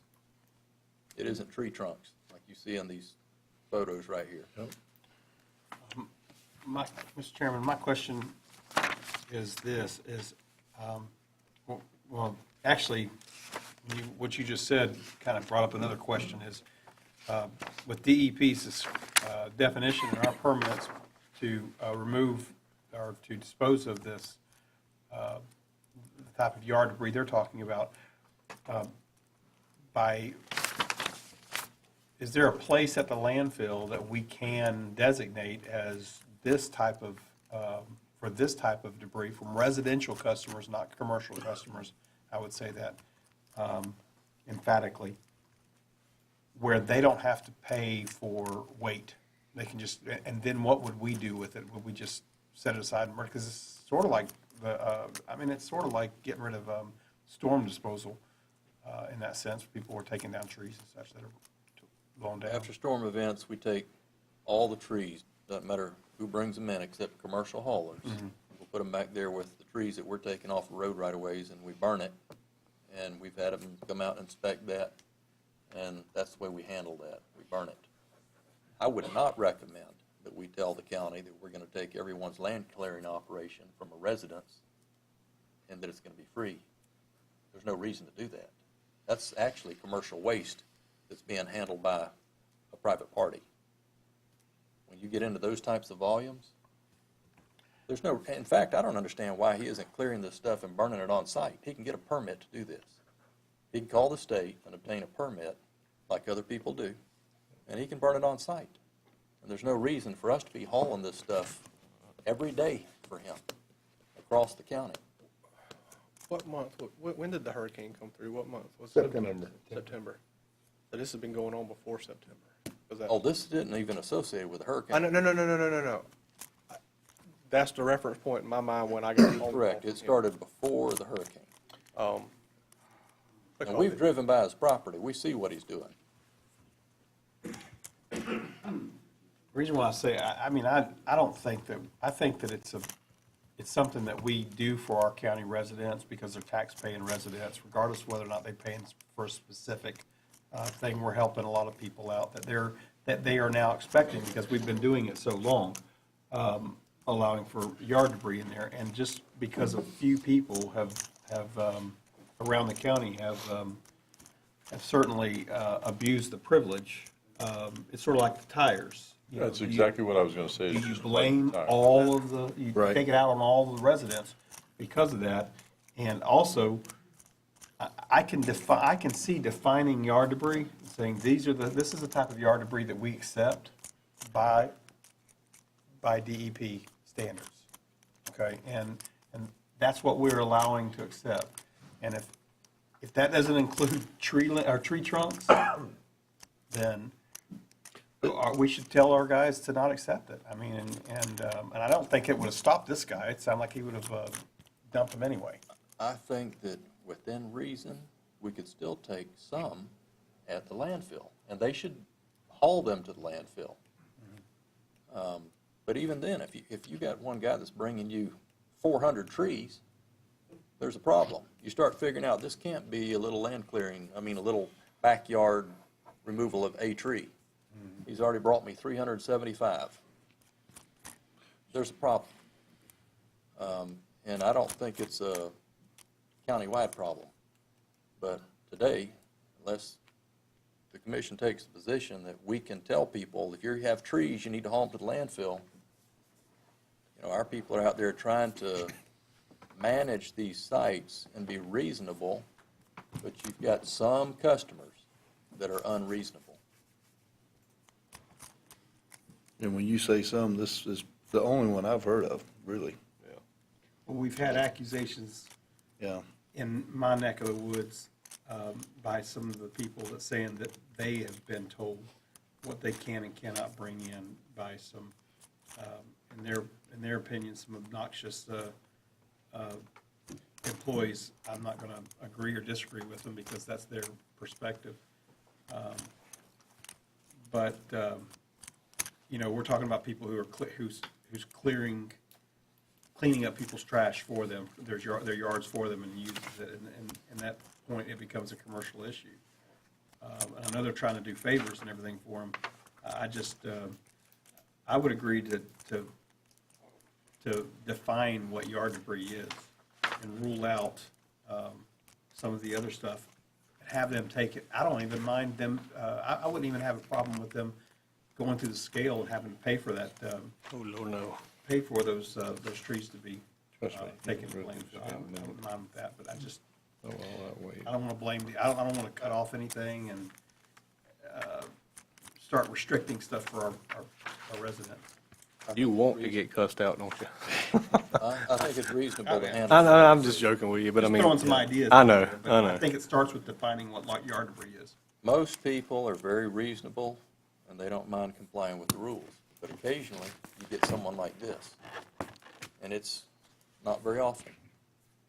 But when it occurs, you know, your employees are stuck out there. They are, and I wish there was a way to deal with this individual. This individual, if I may, Mr. Chairman, the sites are for household waste, household waste. They are, but we've set a precedent with yard With- debris.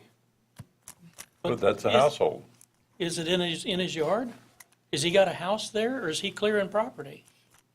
Both. This is, well, but it's a commercial activity. I understand, and that's why I say I wish there was a way to deal specifically with him I can. and not I'll have deal with to it. change it for everyone. the I would key deal is with the his household. policy is tell him to stop. Don't put it in there because he's doing a commercial activity, not a household regular activity. And put the burden back on him then, that if he wants to bring it back in, let him try to sue the county to show that it is household waste. We deny him and make him have the burden. An individual. We know who it is, we know how long he's been doing it, we've had numerous conversations with him. Can we send him a certified letter? I'd be happy notifying? I'd be happy to do that. I think the problem here is this, fellas, that when we start telling people what they can and can't bring in, if we don't have it written down, in either an ordinance or defined on a sign somewhere where they can point to and get the monkey off their back. If we don't do that, what we're going to have is we're going to have employees out there defining it themselves. Well, no, you do have. Some it. You people are going to have- be said, well, you can't bring this, I'm telling you, we're going to get phone calls. You can't bring this in because this is over 6 inches. And it could be a rotten piece of wood, and all they're trying to do is get, one piece of wood, and these are the calls that I get. It's But what did know I do? I'm just trying to clean up my yard. If you show up with one trailer load, dump it, and you're not back for 6 months or a year, nobody's raising an eyebrow on that. But this is going on since June, July, and it's not just that he's understand that coming with this in, one. that he'll bring a load, fill it up, and then cuss the attendant out, that in the meantime, between him dumping it and going home and coming back, that we didn't get on the phone and have somebody come empty it right then specifically for him. It's posted at each location. That's what it's turned into. And your definition on household is not your 130 acres in your house. It's your 5-acre homestead in your house. Okay, so correct me if I'm wrong, Sheriff, there's laws against confronting people and being belligerent to them in such a way that they feel threatened. It's called assault, right? Or assault. That's right. We can deal with his attitude. We can't take away his privilege because he's a taxpayer. If this guy brings in on one day, and I don't know, I didn't know his history, so if all I saw was just this packet right here, and he brings in one day's time, what would amount to the average citizen bringing in 1 year, and he doesn't bring anything back the rest of the year, that's all he's doing, I don't have a problem with it. We know he doesn't. We know he brings in more stuff, and he's constantly doing this, so we understand it. But at what point can we legally restrict him without restricting everybody? And I believe that begins with the definition of what yard debris is. We need to and define cut them off. We need to define that also. And that's, we can deal with his belligerence. What we can't deal with is, we can't say, you can't do this because you've been doing this all week long, all month long, all year long. That's, to me, that's his right. If we've been giving everyone else the Federal right, definition of giving him it, the right right. there. But he's not giving It's the anybody US else the law. opportunity to dump anything else out there. Maybe we should It's put that on a unfair. post. I'm not saying it, listen, it's Outside. unfair, Residential area. but my yard debris 1 week may be enough to fill up that whole thing 1 week, and I may never have to bring any more back the rest of my entire existence in this county. And to say that it's unfair, if someone's saying, hey, you're letting people bring in more yard debris over a period of time than I'm gonna bring in in this day. Again, I know he's the exception to the rule. I'll bring you a definition of yard debris, and the board can decide whether or not you want to adopt it, and then we'll just go from there. That's abuse there. Look up the On a federal different side. definition. We just looked it up. Yard waste. It's Yard here. waste. It's a federal definition. It says yard waste is grass clippings, bushes, shrubs, and clippings from bushes and shrubs. Yard waste does not include these two items: construction, renovation, or demolition waste. They are exempt from the And definition I of would yard say waste. tree trunk. And this is a Is that, municipal solid waste. This is the US law. the examples that they put in are they exhaustive examples? This is only Yes. what's considered yard We'll waste. talk to DEP. That is it Because right they there. didn't mention trees. That's the reason why, on either one of them, they didn't mention But it trees. says clippings. Clippings It doesn't include. and trees. shrubs. What they're supposed to be, what they're bringing in today doesn't meet the definition. So if I go out and clip my, the bottoms of my oak trees, I can't bring those small limbs, and I'm talking about limbs that are this big. That's around. clippings. Can't bring them because but I just said trees. But it says clippings, it don't It's say a trees. clipping from a tree or shrub. If they're limbs, small enough limbs, yeah. It looks like the top half of a large oak tree. It doesn't matter how big that clipper is, it ain't gonna pass off, is it? I know lawmakers tend to pass laws and they they give examples, but they don't become definitive in those examples or exhaustive in those examples. I had a conversation with DEP with within the last 30 days about this very issue, because they were asking us what type of material we're receiving in those sites. And I did more listing than I did answering, because I know that we're taking materials that are larger, and I know that there are exceptions where we need to take that material after these storm events. But on a regular basis, when they're in a storm event, I think we need to restrict this, get it down to yard waste. And then if people want to haul this stuff to the landfill that's larger, we agree on a volume, so be it. But dumping it there has just become a nightmare. Mr. Chairman, I'd add one more thing to it. We get a lot of complaints from employees and, for that matter, from citizens alike about either belligerent employees or belligerent citizens. And I feel like that, but then whenever it comes down to doing something about it, nobody wants to fill out a report or file a report with the sheriff's department or anything else, and then this problem continues to go on and on and on and on and on. And we as a board are responsible to protect our employees as well as the citizens. So I feel like that we've got to do something. In this case, if they're going to complain, then there ought to be a process by which the county administration follows in order to get this issue taken care of from a legal perspective. So that it doesn't happen again. I'm not trying to get anybody in trouble, but they need to know if a visit from a deputy says, hey, it's not going to happen again, more than likely. Of course, it may cause an all-out war, but I don't think it will. I think this guy's trying to call our bluff, and he's decided that we're going to sit on our hands and do nothing. That's what he's decided. But it's time to put a stop to this, because it creates a major problem for other customers that want to come in there and use that thing. And it's constant. I'll bring a definition back, and the board can decide on adopting the definition, and then we'll enforce it. And we can still provide an opportunity for people to drive to the landfill if they want to. I'd still rather, even if you're going to provide a definition, in the meantime, send a letter, have the attorney draft a letter and send it to him. I agree. It is abused his privilege. Mr. Hancock?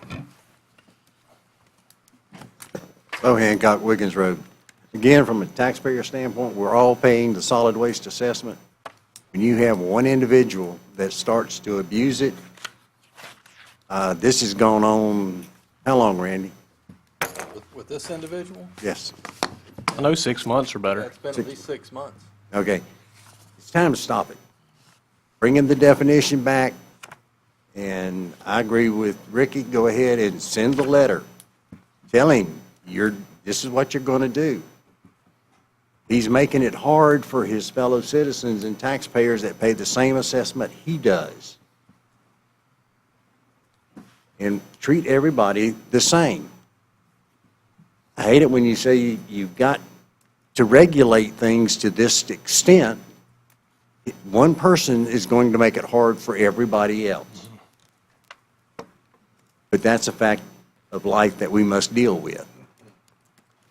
I don't particularly like it. I don't like all the regulations, but you have to try to put everything in there. You look at all the regulations that we deal with, from the federal level on down, we violate these regulations, every one of us, every day. And we don't know what they are, because we don't have time in our lifetime to read them all and then try to remember all of them. Now, I'm not an attorney, but even they have to go back in the law books every once in a while and kind of refresh their memories. So I think you're on the right path. But I hate it when you got to do something like this because one person is abusing the privilege. Even though he's still paying the solid waste assessment, this is above and beyond the solid waste assessment. It's already cost the taxpayers more money to get rid of the stuff that he's bringing. And if I knew who it was, I'd go burn it for him. Thought you were going to say burn his house down. I was like, no. Down, I'll go burn his trash for him. He'll have one hell of I a know, but I pile, thought that's where excuse you were me. going with it. I'll get a permit Carry a ball bat. in his name, or have him do it, and I'll go burn it. I'll haul my tractor out there with the grapple on the front, and I'll burn it for him. This is getting to be ridiculous. I'll give you his number. What I would like, and Thank you. you can still work on a definition, but go ahead and take a look at our current ordinance and current permit that we have, see what definition is currently in there defining yard debris. And if that's a suitable definition, let's stick with it and have the attorney draft a letter. Go ahead and send it to him certified mail, and let's deal with him on an individual basis in the meantime. As we, And I would also address the fact that he abuses the employees too. That's right. Want that put in there also. He's But, abusing the privilege and the employees. in talking with staff on the landfill, I don't know exactly what the definition is, but it's defined in our permit and in the ordinance for yard debris. So before we go create a definition, I'd like to see what that one is, or at least look at it and see if it's suitable. Get it together for you. You need a motion, or Mr. Pravat, or you Yes, got sir. your marching orders? Got it? All right. Yeah, we have it. We good on that? Yeah. Moving on to item 17, discuss possible board action, any issues associated with the wastewater plant at I-75 and County Road 136. I believe you got a couple issues on this Yes, tonight. sir. We have a couple of issues. The first is, I need the board to consider adopting a resolution which actually pretty much supports an action that you previously took. December 19th, I asked the board to agree to authorize the chairman's signature on these economic development grants that we've been applying for as they came in. And that's fine, the board agreed to do that, but we need a resolution because when we sign those agreements, they have to have a supporting resolution to go with them. So I'm asking for the board to go ahead and approve the resolution, which indicates that the chairman has the authority to go ahead and sign the agreements. And just like we discussed at the last board meeting, this is for all the economic development agreements that we have Yeah, submitted, all we 6 applied of them. for about 5 or 6 Six of them, I believe it was. As they come in, we need the authorization to go ahead and sign those things. That was a request for a motion. This is the resolution just backing up what we voted on at the last board meeting. So I believe the state said they needed a resolution to back it up. Move to approve. Second. Got a motion approved by Commissioner Richardson, second by Commissioner Fleming. Any further discussion? All in favor, say aye. Aye. Aye. All opposed, same sign. All right. Item number 2 is the authorization of the following to enter into an agreement to purchase property for infrastructure. Well, I'll just let you go from there, Mr. Harris. Okay, Mr. Chairman, Commissioners, we have 3 items under number 2. The first is to authorize us to go ahead and purchase a piece of property. We are cloaked in confidentiality on some of these things until we have completed these transactions, but there's a property where we've spoken to the owner and we've got an agreement by the owner to sell in the amount of $96,000. This has everything to do with these infrastructure grants as well. So my first request is that we authorize the purchase and signature and all the associated documents of a $96,000 piece of property that we need for infrastructure. Need a motion to that effect? Yes, sir. Motion approved. Got a motion to approve by Commissioner Fleming. Do I have a second? Second.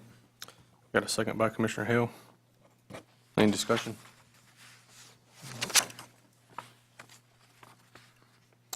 I know we're still under confidentiality, but are we at liberty to discuss what side of the interchange, or are we still?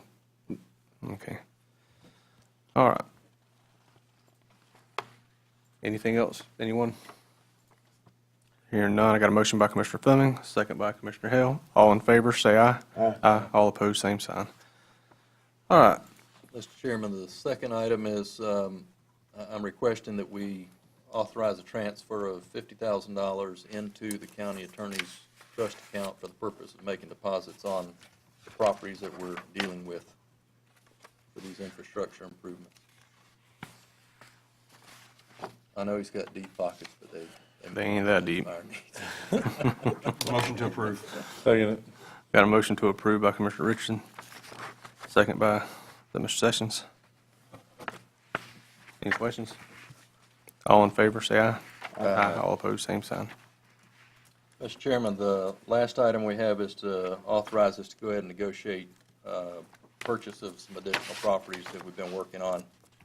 These properties, and I'll just point out, this isn't a simple process. There's a lot of evaluation that goes into them, environmental reviews, and there are just multiple steps before we're completed with this and actually able to start doing anything. But we've already conducted a lot of evaluation. I think we've selected some good properties, and we need the authorization to go ahead and enter into agreements on some additional properties. Yes, required. we definitely need to be getting on the roll with trying to tie some of it down before it's too late. Yeah, it's starting to concern me, Yes. quite honestly. So I need authorization to go ahead and enter into agreements on some other properties associated with these infrastructure grants. That's a request for a motion. Any questions? Not, I'll have a motion to approve negotiation on additional properties. Move to approve. Motion to approve by Commissioner Richardson. Do I have a second? Second. Have a second by Commissioner Hale.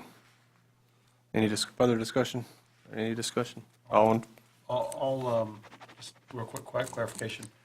All future purchases will still come before the board for final approval. They will eventually come back to the board for final approval. Thank you. We need to enter in some agreements and get some deposits on some properties, though, and again, it's all confidential. I'd love to tell you more, but I just can't right now. It'll all come back to the board. any further, I like that ringtone. Time to take his medicine. No, it's time to go to work. Any further questions or discussion? Hearing none, all in favor, say aye. Aye. All opposed, same sign. Anything else in regards to the interchange? No, sir, not right now. Did we have any additional agenda items, or was that it? No, sir.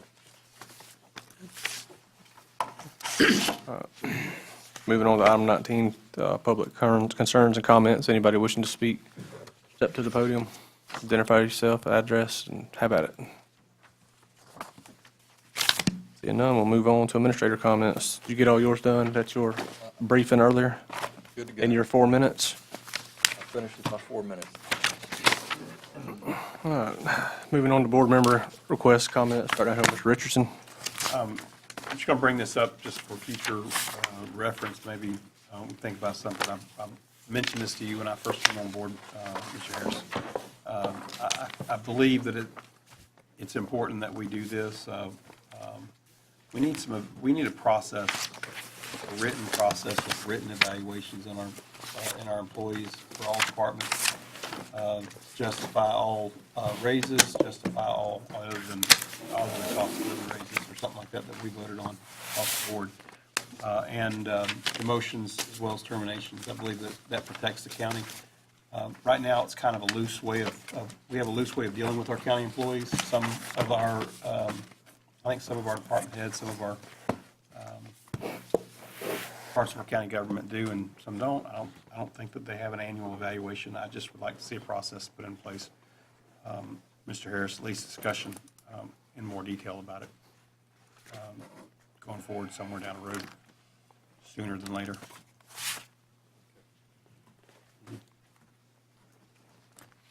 Anything else?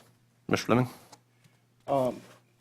It's more of a comment that Commissioner Session and I was over to Lake City this morning to a safety meeting, and it was concerning the 129 the accidents, and I think I brought it up a little over a year ago, and we're working toward trying to get some things accomplished in that area for safety. And I talked with the fire chief this morning. He brought me some stats of traffic accidents in that area. So we're still working on that. Just want to let the board know, and public know that we're working toward trying to get some things corrected.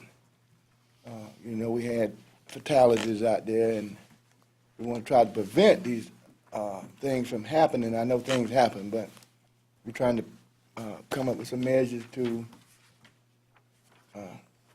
stop some of those things that's happening out there. Also, Commissioner Session, I don't have my paper before me. It's out of my I got truck, it. and I didn't bring it in. I got it. Okay. Well, I'll let you continue on. Okay. I'm done. All right. The highway safety matrix based on DOT and the FHP, it looks at 8 items, aging road users, distracted driving, impaired driving, motorcycles, occupant protection, pedestrian or bicyclists, speeding or aggressive driving, teen drivers, and work zones. Out of those items in the group that we're in, Group 3, which is the 26 smallest counties, we rank number 1 in 3 and number 2 in 2 of these items. We were number 2 in distracted driving, number 1 in impaired driving, number 1 in occupant protection, meaning no seat belts, number 2 in speeding or aggressive driving, and number 1 in teen driver issues. So that coupled with outside things and places, the intersections that don't have proper markings and lights and things like that, give us a problem up here. And of course, a lot of this could come from people on I-10 being stopped in our county, you know, and things like people going to Suwannee Festival and all like that. We take that into consideration. But we're number 1 in 3 and number 2 in 2 of these things in the state, or in this group of 26 counties. So we've got a long way to go for safety. And that's why you saw what we did earlier tonight, talking about Highway 51. We're concerned about safety, because the only way to protect our residents is to have the road safe to start with, at least protect them that way if we can't protect them any other way. And we are committed, this group right here, to going over there every month, bringing things up about hot spots and problem areas on our roads in this county. We're staying after it. DOT knows who we are. Commissioner Sessions, I want to add to that. They did state that the pink or the colors were the one that was in the higher Right. criteria areas. And, Right. and thanks to Ken Weaver, he was the one that started making this happen.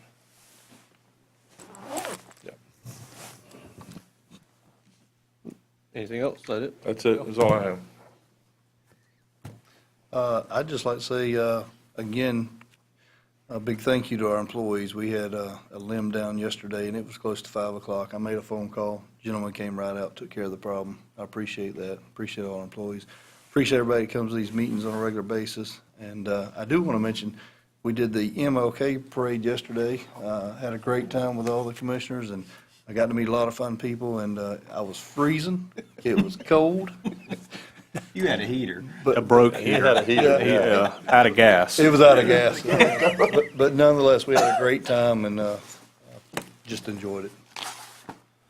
Yeah, you kind of led into what I was going to talk about. When I first got on the board talked several times about doing parades and being a little more involved in the different events in Brantford and Live Oak, but it never came on. Nobody ever got on board with it. So I think my fellow commissioners would probably agree, and I just wanted to, I thank you, because you've made it available to us to be able to get out there as a group with the golf carts. Sure. And getting some of the signs made for us. So